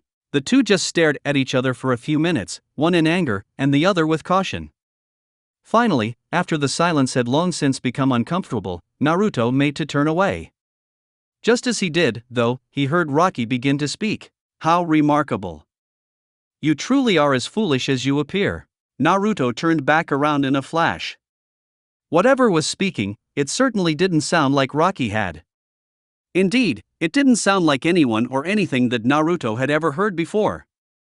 The words seemed to slip straight into his mind without going through the bother of passing through his ears first. What he saw stilled him in an instant. The image of his foe faded away, replaced by the form of a tall, bald man, clad in dark armor, with burning embers for eyes. Had Naruto not been frozen in place, he would have collapsed to the ground from the sheer presence the man had. He filled the cave like an iceberg made of fire. Cold, burning rage and a vicious hunger radiated off of him, along with immense power. It even dwarfed Anakin's strength in the Force. I tried to show you the truth. I tried to show you the power of the dark. The inevitability of it. You should have listened. Naruto didn't know where he found the strength to speak. Ice water had filled his lungs, his throat practically burned from the air. Nevertheless, he summoned up the will to croak out a few words. I don't know who you are, but I'll never listen to you, he said. He tried for a defiant yell, but his voice came out as a dry, scratchy whisper. The man, if he could even be called that, growled at his defiance. His eyes glowed like two miniature bonfires, and shadows seemed to bend towards him. He drew himself up and made as if to attack Naruto. Just as he was set to move, a warm, comforting light flared up from behind Naruto. The man drew himself up short, a look of surprise and annoyance crossing his face. Even more surprising was what Naruto sensed from his presence. Where previously it had been a near vortex of greed and anger, now a sense of fondness crept in. Even love. You? What are you doing here, sister? His voice sounded almost petulant, like he was a naughty child who knew he had been caught red-handed. Leave him be, brother. The latest unfamiliar voice, which Naruto assumed belonged to the sister, was melodious and pleasant. For all that though, it rang with an iron authority that Naruto had only heard in the Sandaime and Master Yoda. He tried to turn and see the owner of the voice, but the powers around him had rooted him in place. At his front was the cold, dark ocean of anger and greed. At his back was a blazing inferno of light and life. Caught in the middle as he was, it was all he could do to stay conscious. This is not over, sister. There will be a reckoning. Perhaps, but not today. The dark figure in front of him growled and clenched its fists, but the light behind Naruto flared brighter. The man covered his eyes, but still hissed one last thing to Naruto. Fight it if you will, boy, but there is no running from your destiny. You will destroy everyone and everything you hold dear. I have shown you your future this day. Naruto grimaced as the words stabbed into his head like hooks, pulling on old fears he had thought long buried. The sudden rush of darkness threatened to overwhelm him, but before it closed in completely, the voice from behind him rang out once again. Begone, brother. I will not say it again. The dark man scowled, but seemed to reach a decision. With a final growl, he vanished in a burst of shadow. The moment he vanished, the oppressive weight of the dark side lifted from Naruto's shoulders. Freed of its icy grip, Naruto's strength immediately gave out. He would have fallen on his face were it not for the pair of strong, slender arms that caught him. In their warm embrace, he felt his strength return. When he turned to see who had caught him, his gaze fell on a woman. Her whole being seemed to glow, as if suffused with an inner light, and her grass-green hair floated around her head like a halo. She looked down at him with a kind, if somewhat sad, smile. Who dash? Hush, young warrior. I cannot answer your questions, not yet. I have broken enough rules with you as it is. Just know this, you are on the right path. Naruto was not about to accept that though. His head was fizzing with so many questions that his brain felt like it might actually boil. Nothing made sense, and he was determined to get answers. I don't dash. Questions will have to wait until another day. We will meet again, but for now, my time here draws short. Something about her tone, could words spoken directly into his mind have shut down any further impulse he had to question her. It was still patient and kind, but now it held hints of the same harsh, blinding light that he had felt from Ilum. It was not scary, exactly, but certainly worth attending to. Whoever this lady was, vision or no, she was clearly of the light. That said, as Naruto had heard before, light could burn just as easily as nourish. With a swallowed gulp, his mouth clicked shut. She set Naruto on his feet and turned to where the doppelganger had landed earlier.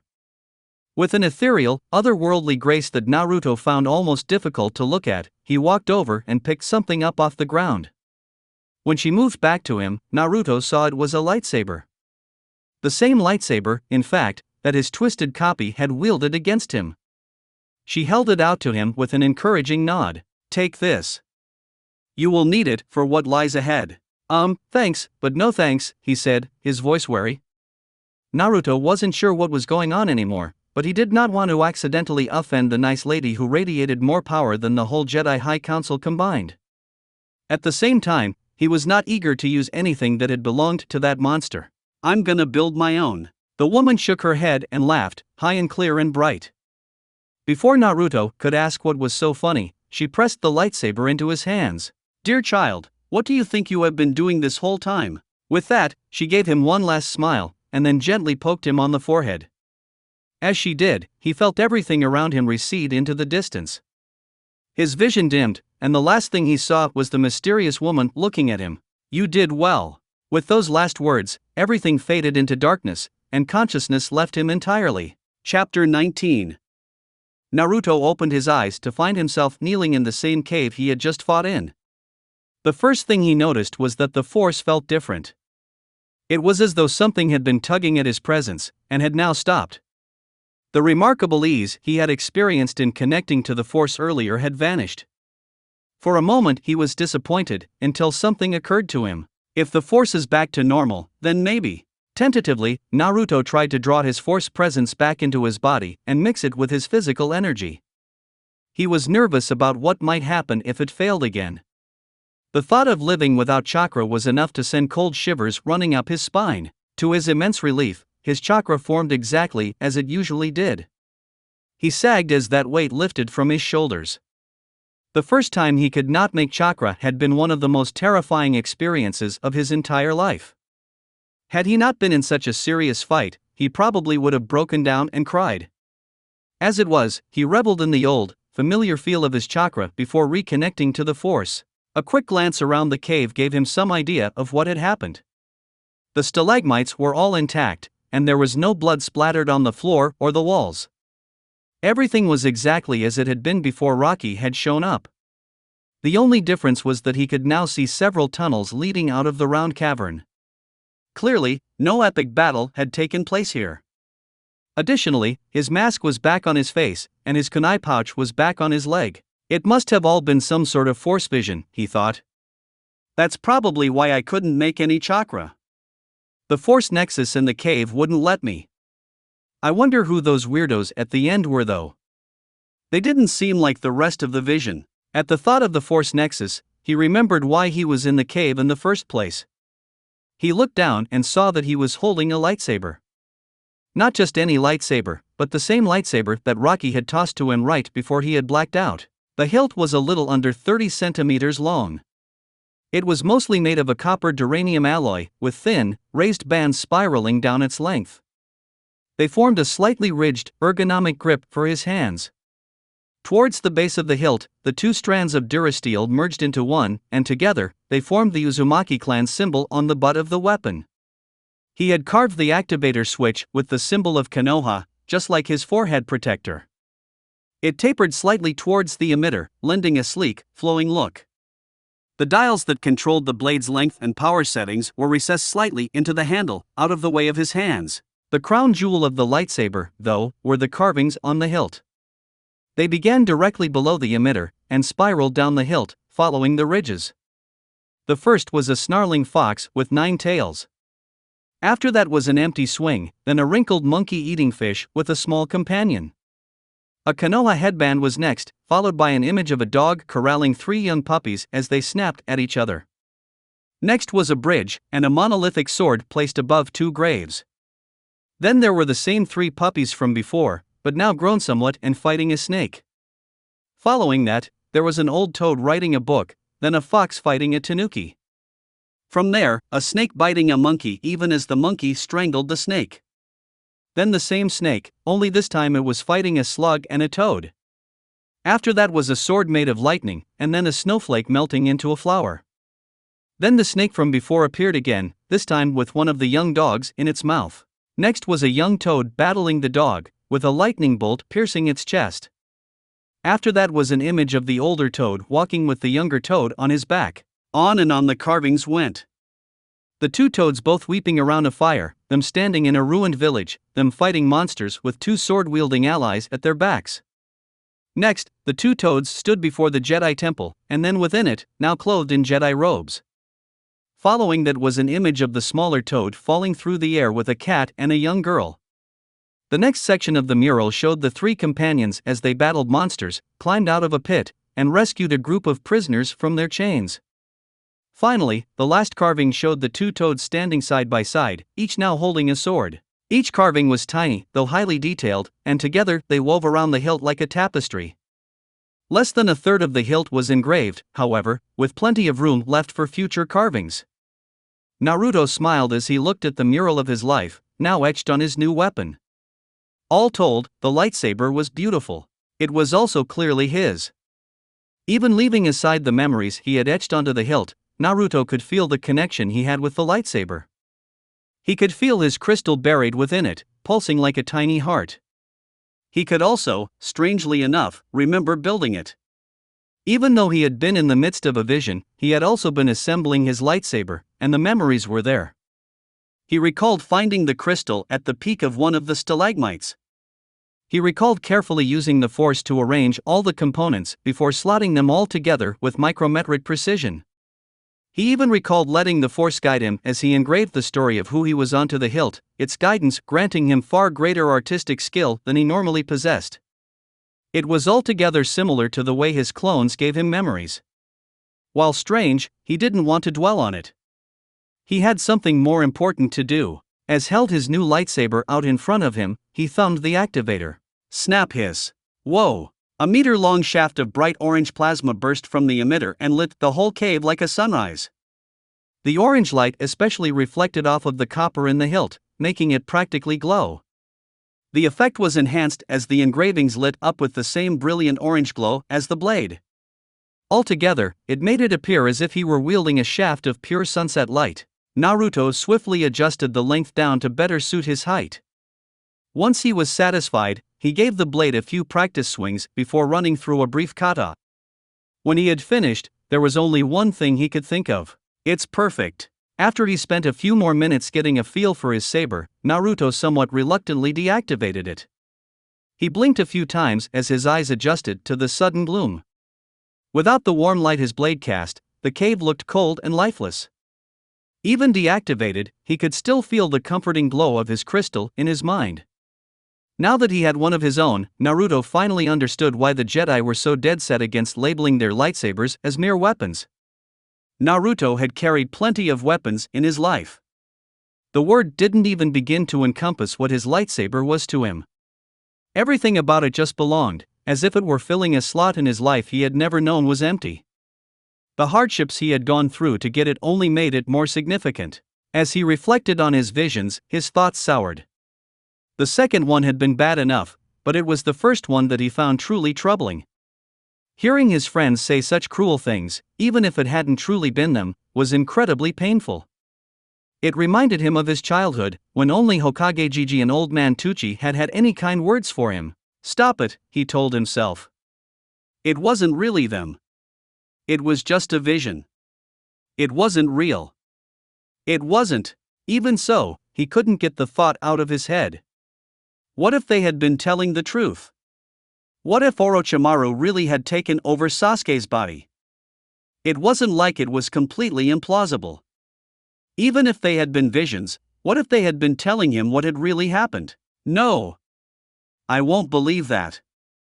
I just won't, he thought, and he pushed the dilemma to the back of his mind, resolving not to think about it. That little niggling question didn't quite go away, though. Once he had affixed his lightsaber securely to his belt, he turned his attention towards the next major task at hand, finding his godfather and getting out of the cave. Hopefully, Jiraiya had found his own crystal in the time they had been separated. Naruto was eager to leave the crystal caves. Though they didn't seem as eerie as they had earlier, there was still the air of cold remoteness to the force in the cave. As powerfully as this place may have shone in the light, it was not somewhere he wanted to spend more time than necessary. He reached out with his senses through the force in order to find Jiraiya. It took some time as he sorted through the swirl of power that permeated the caves, but eventually he got a vague idea of where his godfather was. Once he was sure, Naruto set off out of the cave and down the tunnel that led towards Jiraiya. It seemed they had both had the same idea, because he felt Jiraiya heading towards him as well. It took nearly half an hour, as they were fairly far apart, but eventually they met up. Jiraiya immediately gave Naruto a hug. Damn brat, I was worried about you, he said. You just up and vanished on me. What happened? Me? Naruto replied. You're the one that just disappeared. 1 minute we're walking together, the next you're just gone. I looked for you, but everything went crazy. Jiraiya nodded and frowned. Yeah, I'm pretty sure this place was messing with our heads the whole time, he said. It doesn't matter now, though. Did you get your crystal? Of course, I did, Jiraiya-sensei, Naruto said as he held up his new blade and turned it on. I made my lightsaber too. What about you? Jiraiya showed him his own newly made lightsaber. He had constructed the main body of the hilt out of a gnarled tree branch. Through careful artistry, he had subtly disguised all of the controls as knots in the wood. At the end of the branch perched a toad carved from polished durasteel, its mouth closed tight. At Naruto's questioning look, Jiraiya held his lightsaber off to one side and activated it. Instantly, the toad's mouth snapped open and a bright green blade emerged to light up the cave. Well, that's definitely unique, Naruto said. Jiraiya rolled his eyes at the faint praise. Ah, you just don't have any sense of style, brat, he said as he put his lightsaber away. An orange lightsaber? Really? What is it with you and that freaking color? Hey, screw you, sensei, Naruto said. Orange is awesome. You're just jealous. Whatever you say, brat, Jiraiya said with a chuckle. What's with the fancy engraving? I didn't figure you for the artistic type. Naruto hesitated for a few seconds before answering, in order to find the right words. It was not a simple concept to explain, but it was important to him that Jiraiya understood why he had etched his lightsaber as he had. Those carvings, they're me, he said. They're everything that's made me who I am until now. If I'm going to carry a lightsaber and be a Jedi, I want to make sure I always know who I am and why I keep going. This way, every time I use my blade, I'm not just fighting with a weapon, I'm fighting with everything and everyone that makes me, well, me. Does that make sense? Jiraiya looked at him with an odd expression, one Naruto could not identify. He shifted a little beneath the intense stare. What? What's with the look? Jiraiya just shook his head and gave Naruto a pat on the shoulder. Oh, nothing, kid. I just realized that you're growing up. Now let's get going. It's fucking freezing down here. I want to leave before my balls retreat any further. Besides, I need to ask Luminara if having an orange lightsaber is a sign of madness. As his godfather set off down the tunnel, Naruto followed him, grumbling all the while. He just couldn't understand why some people didn't appreciate orange. It was the greatest color ever. That was just a fact. Master Luminara Unduli had been meditating for hours now. She often passed the time by meditating, but this time she had a purpose beyond merely whiling away the day. She was trying to sort through her reaction from when Jiraiya had shut down during their earlier conversation on the ship. For some unaccountable reason, it had hurt when he had shut her out. Even more unusually, it still stung when she thought about it. This wasn't like her. She was a Jedi Master, one well used to being in control of her emotions. Yes, she considered Jiraiya a friend. A good friend, even. Yes, it was only natural for it to hurt when her friends wouldn't talk to her, but she normally would be able to easily release such emotions into the Force. So why was this time different? As she examined what exactly it was that she was feeling, she came to a startling conclusion.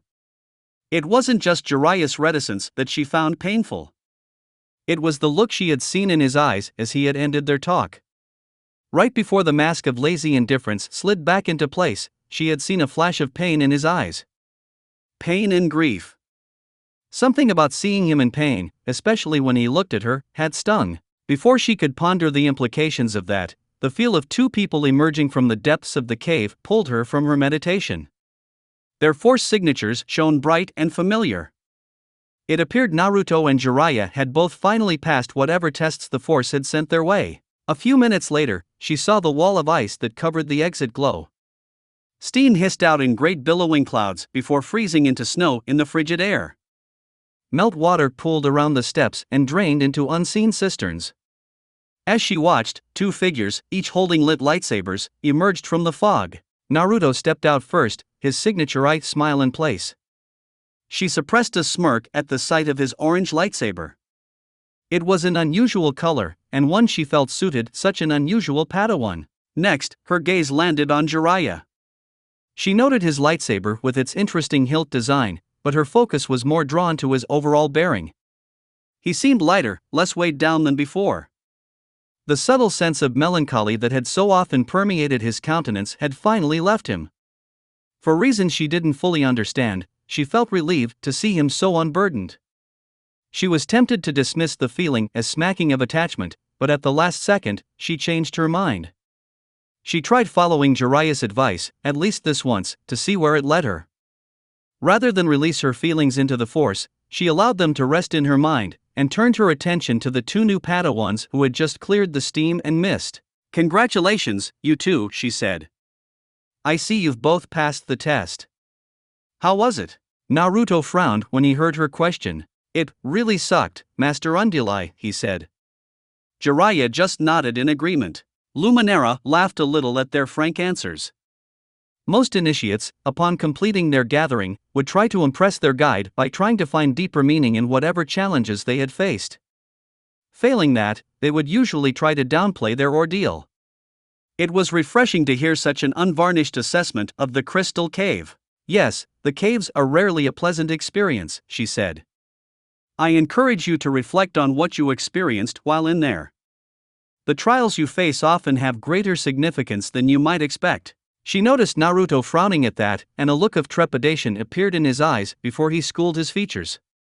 He said nothing though, and merely bowed his head in acknowledgement. She shot a curious glance at Jiraiya, but he just gave a minute shake of his head. Clearly, whatever Naruto found troubling, he had not yet shared it with his godfather. She resolved to question the boy about it, but later. Right now, she decided, the best thing they could do was get back to the ship. When she said as much, both Naruto and Jiraiya gave sighs of relief. Finally, Naruto said as he made for the exit. "I've almost forgotten what it's like to have feeling in my feet." Luminara frowned internally at his tone as they walked back to the ship.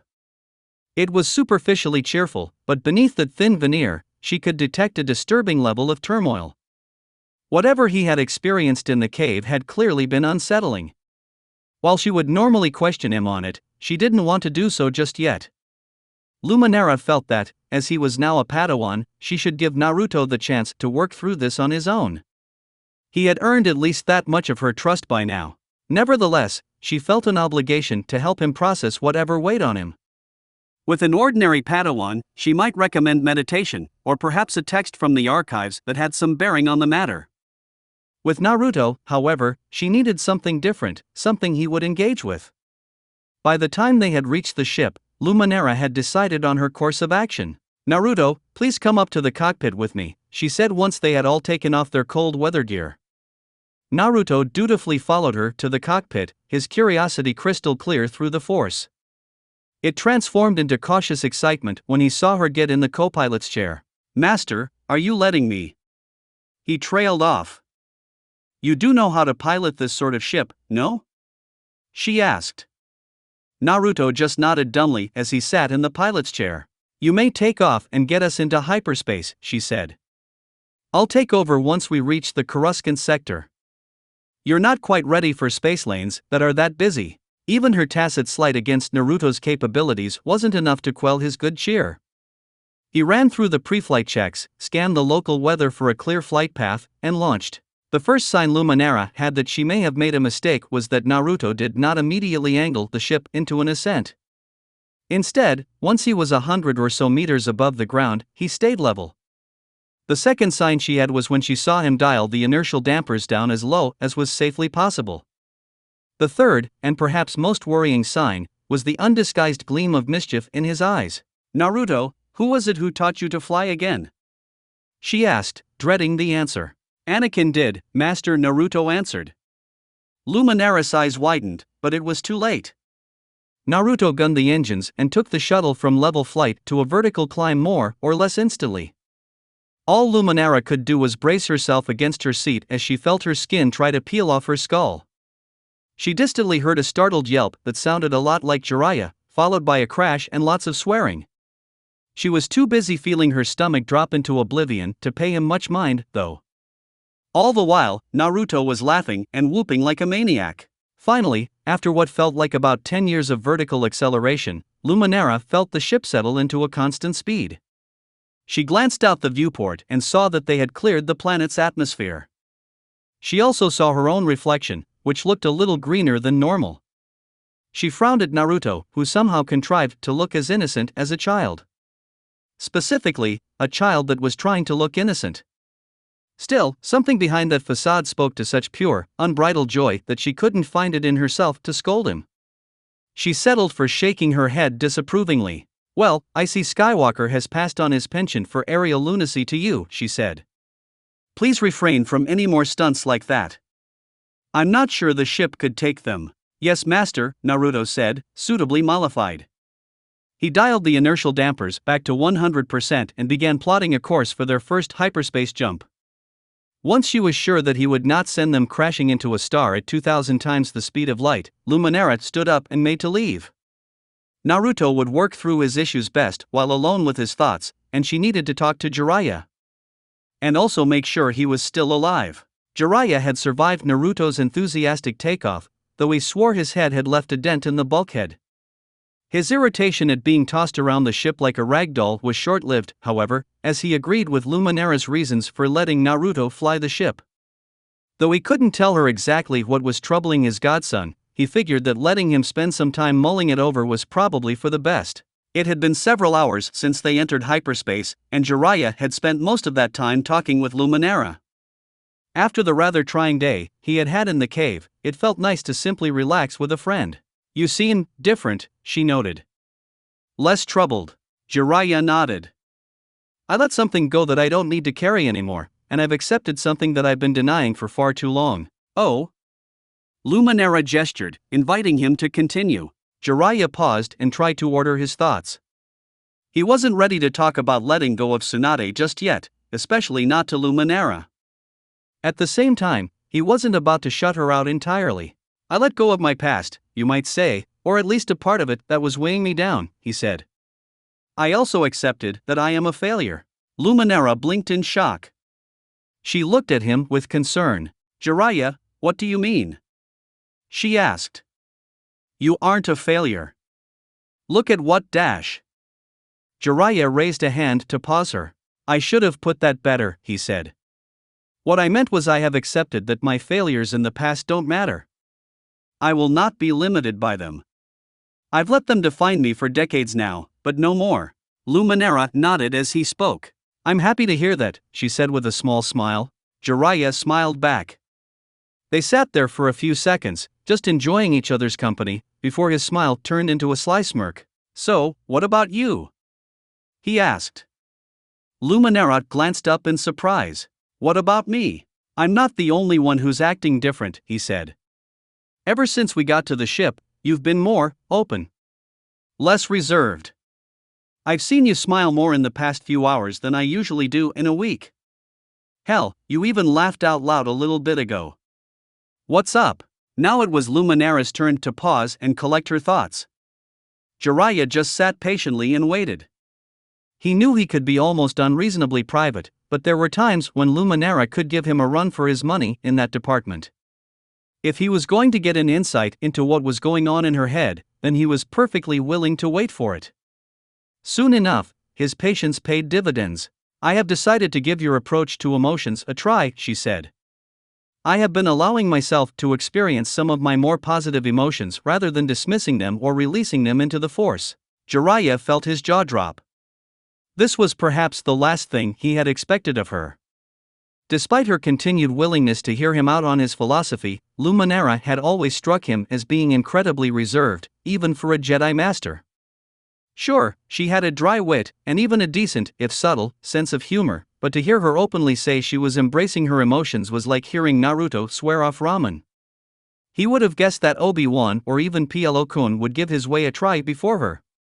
To compound his shock, he saw her smirking at the undoubtedly stupid expression on his face. What brought this on?" he asked. "I thought my ideas were too dangerous and impractical for Jedi to put them into practice." Once more, Luminara paused before answering. Once more, Jiraiya waited patiently. Once more, after a minute, his patience paid off. When we first met, she said, I didn't think there was any possibility of you succeeding as a Jedi. Don't get me wrong, I thought you were an excellent warrior and a good man, but after you told me about your beliefs, I thought you would leave the Order within months.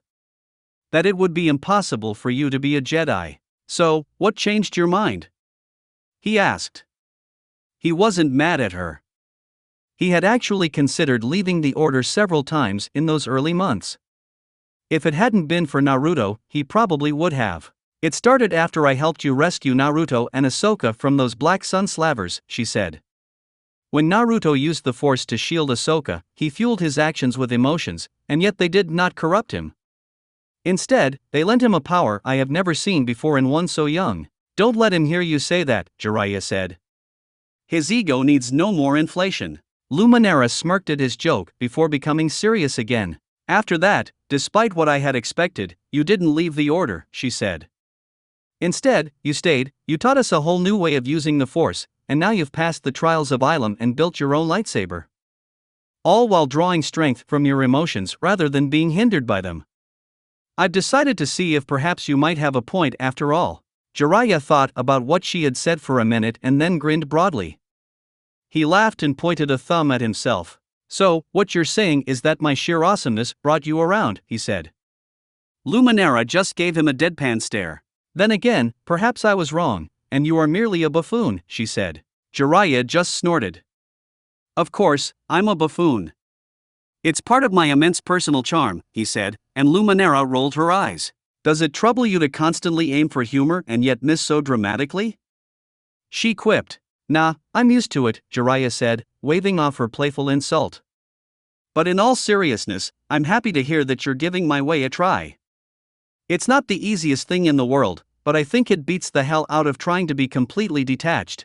Just to be clear, I'm still not convinced you're right about this, she said. I'm just willing to try things your way and see how it goes. I also still don't agree with your views on attachments. Jiraiya chuckled once again. Well, baby steps, I suppose. After all, who knows what would happen if you didn't disagree with me on something? We wouldn't have anything to talk about. I'd get bored. The galaxy might end. Worst of all, I wouldn't have an excuse to see you nearly as often. Luminara shook her head and laughed at his antics. As usual, she made no comment on his flirtation, no doubt seeing it as another joke. If he were completely honest with himself, Jiraiya wasn't entirely sure himself. You should get some rest, she said as she stood up. You've had a long day, and you should be fresh when we get to the temple. I'll relieve Naruto. Jiraiya nodded and thanked her as she left. It took her a few minutes to pry Naruto from the ship's controls, but in the end, she managed it. It helped that, once in hyperspace, there was very little for a pilot to do but twiddle their thumbs and stare at the nothing streaking by. Naruto was still quiet when he went to bed, but he fell asleep almost immediately, so Jiraiya decided not to worry. Not about his godson, at least. He had other things on his mind just then, things that kept him awake, staring at the ceiling in thought. Namely, his growing feelings for Luminara. While he had come to several realizations in the cave, one stood out to him at the moment. He knew, as surely as he had ever known anything, that ignoring his feelings for her was not a viable solution to anything. His determination to do so earlier had been born as much out of a fear of his own past failures as it had been of the obstacles that lay in the path of any such romance. As he had told Luminara earlier, he refused to let such fears define him any longer. That didn't remove those obstacles, though. The first, and most obvious one, that any such relationship would be against the Jedi Code, was not really a concern to him. The code would change, of that he was certain. Jiraiya had certainly taken on greater challenges than disabusing the Jedi Council of their absurd misconceptions on attachments.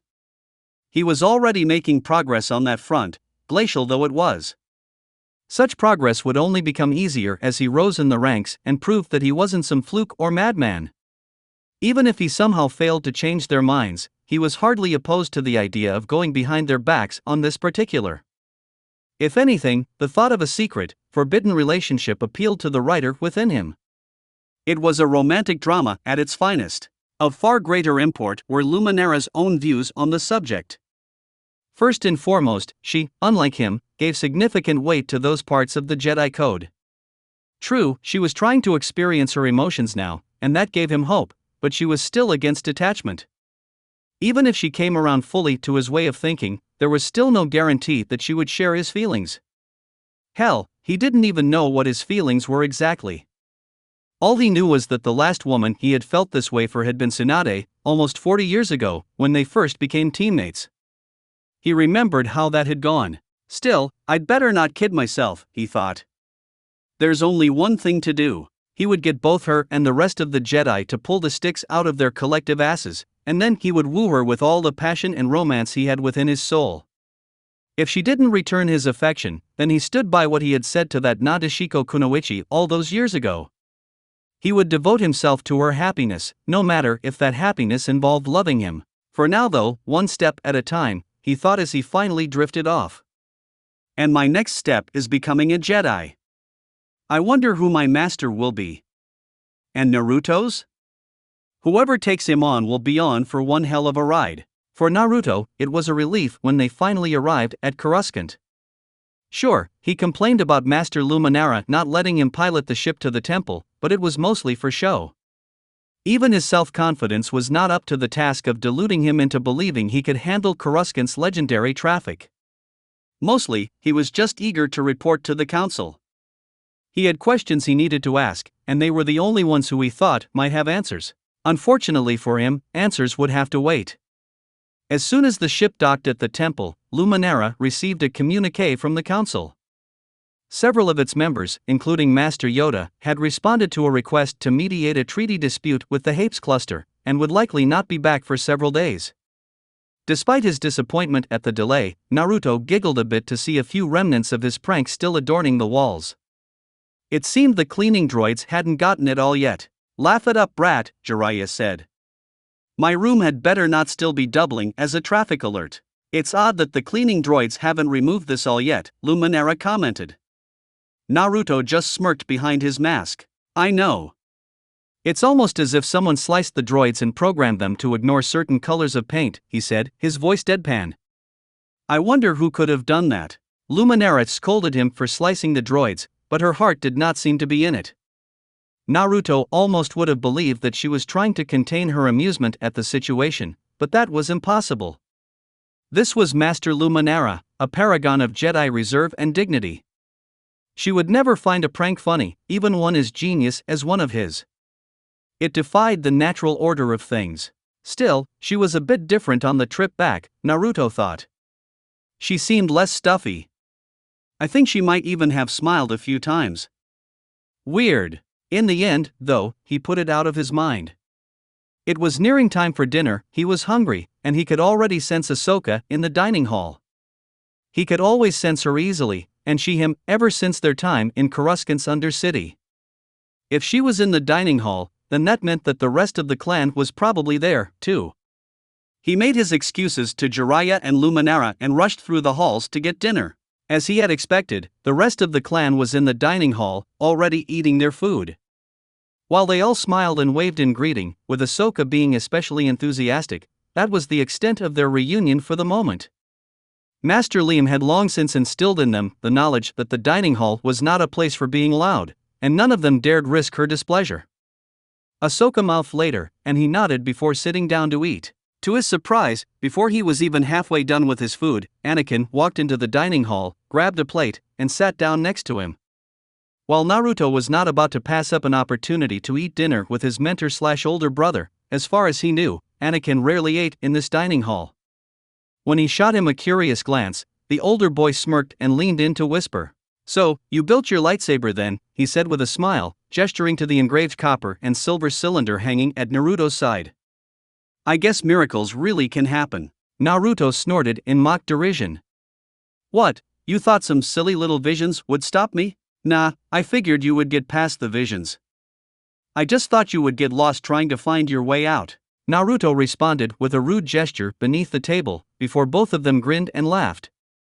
Anakin clapped him on the shoulder and pulled him into a side embrace. Naruto couldn't help but sigh in contentment at the one-armed hug. He could feel the pride and happiness pouring off of Anakin, and it warmed him to know that he had a sibling, informal or not. For a boy who had spent most of his life isolated and bereft of both friends and family, the sudden reminder that he now had both in spades had him fighting down tears of joy. "I can't stay too long," Anakin said, shaking him from his thoughts. "I have to get back to Obi-Wan soon. I just wanted to tell you, my mom is having you and Jiraiya over for dinner tomorrow night, to celebrate you guys becoming Padawans. We'll meet at the usual spot half an hour after your curfew. Can I invite Ahsoka?" Naruto asked. "She really likes your mom. Besides, I want to celebrate with her, too." Anakin nodded. "Sure, if she wants. Just be sure to be there on time, or my mom will skin me for not teaching you proper manners." Both of them had to laugh at the idea of anyone expecting Anakin of all people to give lessons in manners. Once they had composed themselves, and Naruto had given an apologetic nod to Master Lean, Anakin inhaled the rest of his food and left. Naruto finished his own meal shortly thereafter and left with the rest of his clan back to the creche. As soon as they got back to the creche and Master Lean had gone to her office, with a warning not to be too loud, his clanmates swarmed him, all of them eager to congratulate him and see his new lightsaber. He showed all of them the hilt and explained some of the carvings, though he kept the meaning of many of them to himself. Some memories were still too raw and painful to tell to others. He also refused, point blank, to ignite the blade in the creche. There was a collected sigh of disappointment, but they moved on quickly enough. The past year had forged strong friendships between Naruto and all of his peers in the Clawmouse clan, and those bonds showed in how everyone was anxious to congratulate him. He was simply too likable, too magnetic, and too friendly for anything else to be the case. Some of them were sad to learn that he would soon leave the creche. Vair, the youngest of the clan, was chief amongst these. While she had sufficient Jedi bearing to avoid actual tears, her eyes were noticeably damp, and her voice somewhat wobbly as she congratulated Naruto. He had been one of the few older kids who didn't talk down to her because of her relative youth. That alone had immediately endeared him to her, and his exciting stories and hilarious pranks had firmly cemented him as cool older brother figure to the young human girl. Naruto, for his part, kneeled down in front of the short, mousy-haired girl and enveloped her in a warm hug. "It'll be okay, Vair. You'll still see me. Who else is going to teach you how to use chakra, or speak Nihongo, or pull pranks, huh? I promised you I would do all of that, and I always keep my promises." The 11-year-old didn't reply, instead opting to burrow further into his hug and wrap her own thin arms around him. Still, he felt her sadness ease somewhat, and when they separated, her eyes were not as teary. Others, such as Farron Bar, were more accepting of his imminent departure. Not that the Itachi boy wasn't fond of Naruto, for he was. However, he also understood that Naruto wasn't vanishing into a black hole. He was simply taking the next step in his journey as a Jedi, a step all of them would take at one point or another. He was under no illusions that the Clawmouse clan would stick together forever, and he was accepting of this. He and Naruto shook hands and traded jokes, remembering some of the funnier times they had had over the last year. After spending a few minutes talking and joking with the rest of his friends, Naruto extricated himself from the small crowd and go over to where Ahsoka and Barriss were waiting for him.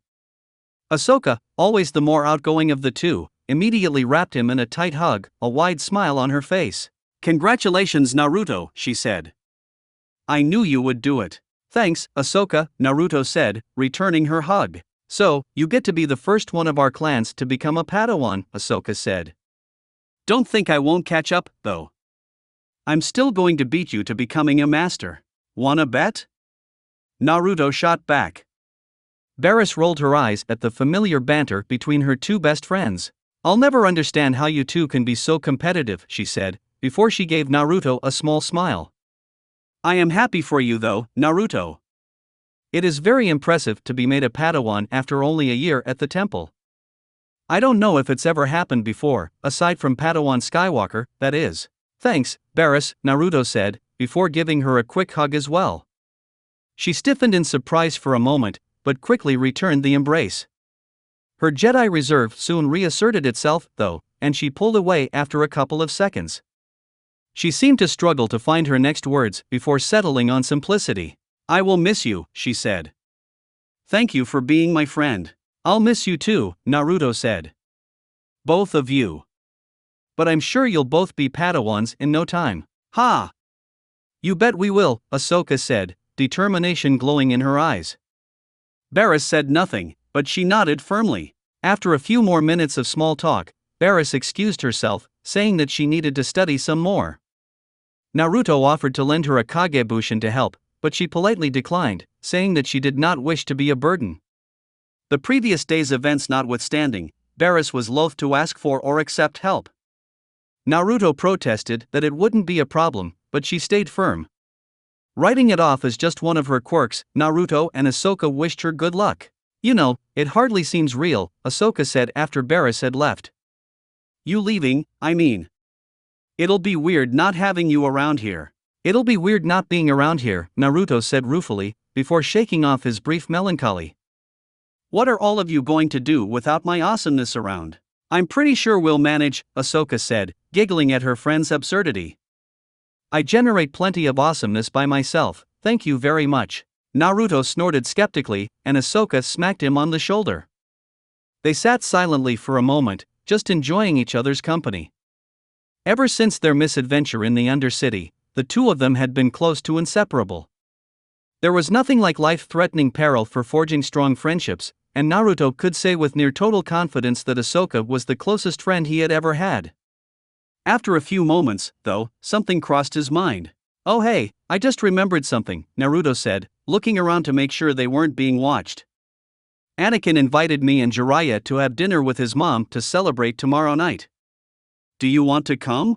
Are you sure? She asked, suddenly uncertain. Of course, I'm sure, Naruto declared, giving her a Kakashi-worthy eye smile.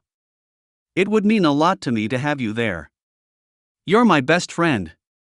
There's no one I'd rather celebrate with than you. Ahsoka grinned at that.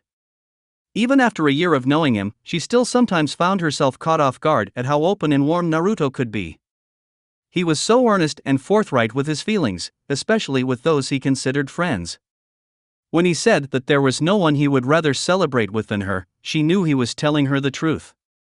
She felt a swell of warmth and affection in her chest at his words, and the feelings of rightness and belonging that went with them. Well then, I'd love to come, she said.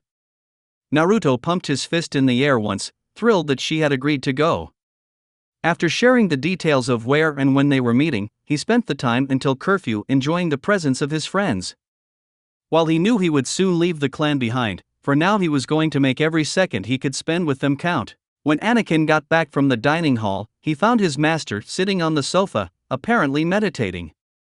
As soon as the door shut, however, Obi-Wan's eyes opened, and he fixed Anakin with a knowing gaze. So, what sort of celebration are you planning for Naruto and Jiraiya? He asked mildly, as if inquiring about the weather. Anakin could only gape in shock at his master's apparent omniscience.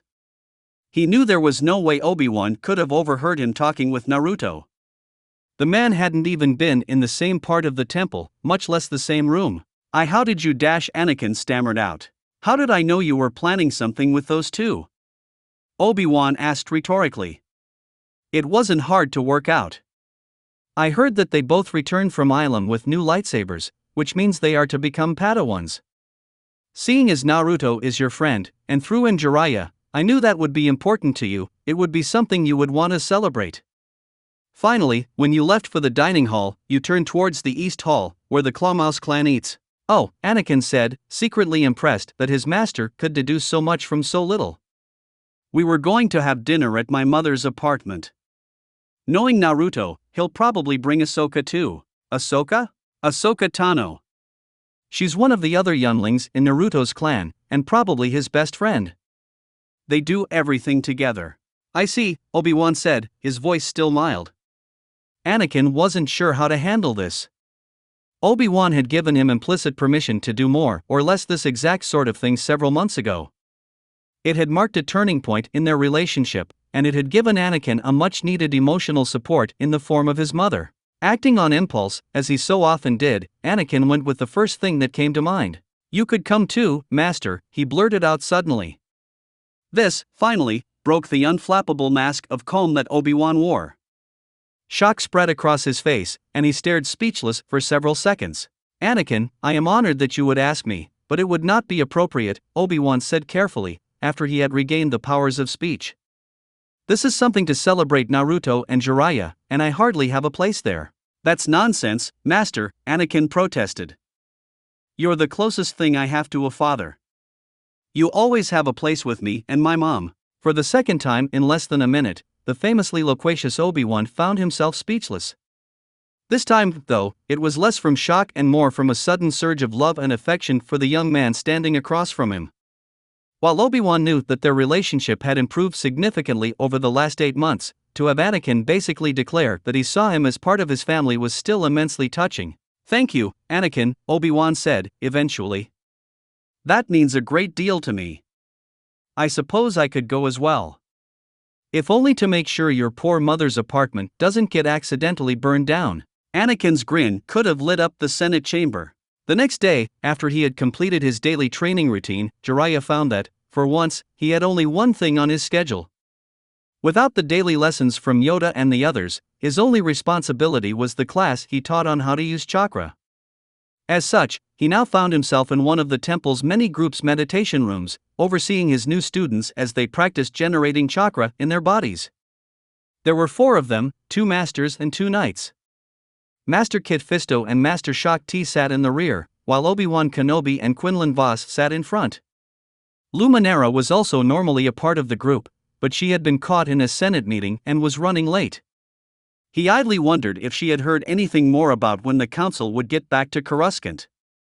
She had promised to keep him informed on the subject. Even as he wondered about her, Luminara walked into the room. He gave her an inquisitive glance, but her face was carefully inscrutable. He saw a faint trace of amusement in her expression, though, and he rolled his eyes. A quick glance told him that everyone else had their eyes closed, so he gave her a comical pout, eliciting a slight smirk from her. One thing he had learned about Master Unduli, or Luminara, as she insisted he referred to her during their talks, was that she had a deeply buried but dry and clever sense of humor. Over the past few months, she had begun to occasionally show him glimpses of it, of the person behind the serene Jedi mask. He doubted she was even truly aware that she was doing it, at least not until the last few days. With her newfound decision to embrace some of her emotions, hesitant and cautious though she was being about it, she had been noticeably more open and expressive since they had left Ilum. Her smile, once a fleeting sight, vanishingly rare and difficult to spot, had transformed into something he now saw several times a day. It was still short-lived and subtle, but it was there, and a warm feeling bloomed in his chest whenever he saw it. It gave him hope that one day, maybe, she might return his feelings. He ruthlessly buried that thought for the moment, though. It did no good dwelling on vague futures. For now, he had not even told her of his feelings for her, and he had no plans to do so anytime soon. She was new to her emotions, and he could tell that they still made her uneasy. For now, he would content himself with her friendship, and count himself lucky at that. As he refocused on the other Jedi in the room, he could feel the change in their force signatures as they each in turn channeled the force through their bodies to create chakra. Shak Ti got it first, a mere 10 seconds after beginning her meditation. Her instinctive grasp of the intricacies of the force allowed her to more easily blend it with her physical energy than most could manage yet. Next was Luminara, as he had expected. Their frequent discussions often began or ended with him giving her tips on using chakra. Those tips were paying dividends now, as Luminara had technically generated chakra faster even than Shak, having started meditating after her. Less than 30 seconds later, on her left, Kit Fisto also generated a pool of chakra within his body. Their quick success did not shock Jiraiya. Despite being young by the standards of Jedi Masters, the two were rising stars in the order. He had also been teaching them for nearly 8 months, ever since Plo Koon and Yoda had proposed this little class to the rest of the council. Obi-Wan managed it next, only a few seconds behind Kit. It was a sign of his skill that he could so nearly match masters who both had several years more experience than he did. Ironically, despite being the most physically inclined of all the Jedi in the room, Quinlan was the last to successfully merge his force presence with his physical body to generate chakra. The reason was fairly simple. As a tracker and an investigator, most of his talents in the force lay in connecting to and sensing the world around him. Isolating himself by creating chakra was antithetical to his entire skill set. "That's good, Quinlan," Jiraiya said. "You're getting quicker at switching to chakra. How does it feel?" "Like crap," Quinlan answered flatly, earning him a reproving snort from Obi-Wan and a twitch from Shak, though of disapproval or amusement it was impossible to say. I feel like I'm blinding myself every time I do this. Jiraiya nodded, unsurprised. In teaching the group how to use chakra, he had discovered something interesting. Whenever he, or any other Force user, channeled the Force's chakra, they lost many of the advanced senses that the Jedi were used to relying on. Their vague, ever-present awareness of the immediate future and their connection to the surrounding minds faded into nothing when they used chakra. We're all still making a binary switch, Jiraiya said. Either fully using the Force like a Jedi, or fully channeling it into chakra. Maybe when we figure out how to strike a balance, it won't be so bad. I suspect that will be the case, Shakti said. As I focus on creating chakra, it is a smooth transition, not a sudden loss. If we can create just enough chakra to do what we need, perhaps we will not lose so much awareness. We must simply have patience. Maybe, Quinlan admitted, before grimacing slightly. His senses were normally amongst the most attuned in the entire order. As such, it was particularly unpleasant for him to lose his supernatural awareness. Still isn't fun, though. Let's get to training. What are we working on today? We're going to continue with the henge, Jiraiya said. I want to see how much progress you all have made in the past few days. We'll start off with a quick recap. Jiraiya showed them once again how to perform the basic henge, starting with the proper hand seals, dog, boar, ram. He moved on from there to recapping how to mold chakra to form the illusion. Remember, create a shell around your body first, he said. Picture what you want to henge into with as much detail as possible. Then compress the chakra into that shape. Try keeping it very simple at first. Just change your hairstyle or your skin color. As he had expected, they had made some progress, but not much without him there to act as a guide. As the Jedi summoned up the chakra, formed the hand seals, and attempted the jutsu, Jiraiya walked around, giving corrections to each of them in turn. Obi-Wan, you need to use more chakra. This is more intensive than the leaf-sticking exercise. Master Fisto, you aren't picturing your desired appearance with enough detail. You need to incorporate the changes into a complete image. Master Unduli, you haven't compressed your chakra enough. You need to squeeze that chakra shell until it's nearly solid. This continued for the better part of 2 hours. Surprisingly enough, it was Obi-Wan who first made significant progress on performing the technique. As the smoke from his latest attempt cleared, Jiraiya could see that his beard had apparently turned partially translucent. It was still clearly visible, but it now appeared to be a hologram rather than a physical beard. Nice job, Obi-Wan, Jiraiya said, smiling at the younger man's success. You still need to use more chakra, though. That's why your henge is transparent. Man Kenobi, keep the beard, Quinlan said, teasing his old friend. You barely look older than your Padawan without it. It lends you a certain gravitas, Luminara added, her voice just innocent enough for it to pass as an idle comment. The teasing light in her eyes told a different tale, however. She rarely made jokes herself, but was not averse to joining in on one from time to time. Why thank you, Master Unduli. I shall curtail any plans I had to shave, Obi-Wan said, his trademark sarcasm on full display. Nonsense, Shak said, her grin sharp and wicked. I'm sure we could find a mission that would require you to shave. Perhaps there is a school that needs infiltrating. Yes, we can all mock Obi-Wan mercilessly later, Jiraiya said. For now, keep practicing the henge. For the next half hour, the 5 Jedi continued to work on the new jutsu, with varying degrees of success. Shak and Luminara convincingly changed their skin color to a dull tan. Kit turned himself a dark blue, though the illusion wavered when he moved too fast. Quinlan, after some early struggles, finally managed to mostly disguise his gold facial tattoo. It was imperfect though, and the mark was still visible if you looked close. Obi-Wan, perhaps wary of further teasing, turned his hair black. It was a decent enough illusion, though it did not hold up very well under bright light. That evening, as the time for them to meet up with Anakin drew closer, Naruto made his preparations for sneaking himself and Ahsoka out of the creche. It was something he had done so many times by now that it had become almost routine. First, he created 2 Kage Bushin. One stayed as it was, merely climbing into his bed and pretending to be him. The other one hinged into Ahsoka before sneaking noiselessly into the girl's sleeping bay to take her place. While Naruto knew that Master Liam probably wouldn't consider this appropriate, he figured it would be the least of his worries if she caught him and Ahsoka sneaking out. Besides, it had been Ahsoka's idea in the first place, and was much better than just stuffing a pillow under her blankets and hoping no one noticed. A few moments later, the real Ahsoka emerged from the sleeping bay, already dressed in her daily wear. Together, with the efficiency born of experience, they quietly slipped out of the creche and down the hall. In less than 10 minutes, they sneaked through the temple hallways, avoiding the occasional guard patrol or wandering Jedi, and arrived at the meeting place. Anakin was already there.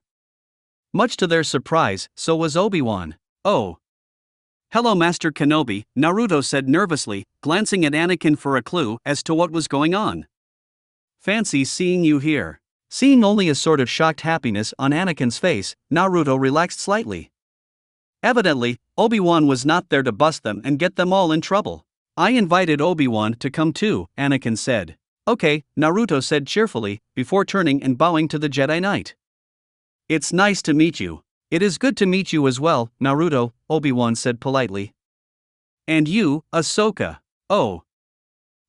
Good to meet you, Master Kenobi," Ahsoka said awkwardly. Manners were never her strong suit.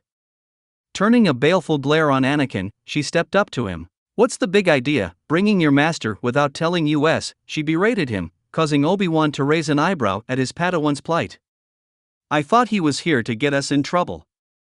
He scared me half to death." "Hey, it's not my fault if you're easily scared, Snips," Anakin shot back.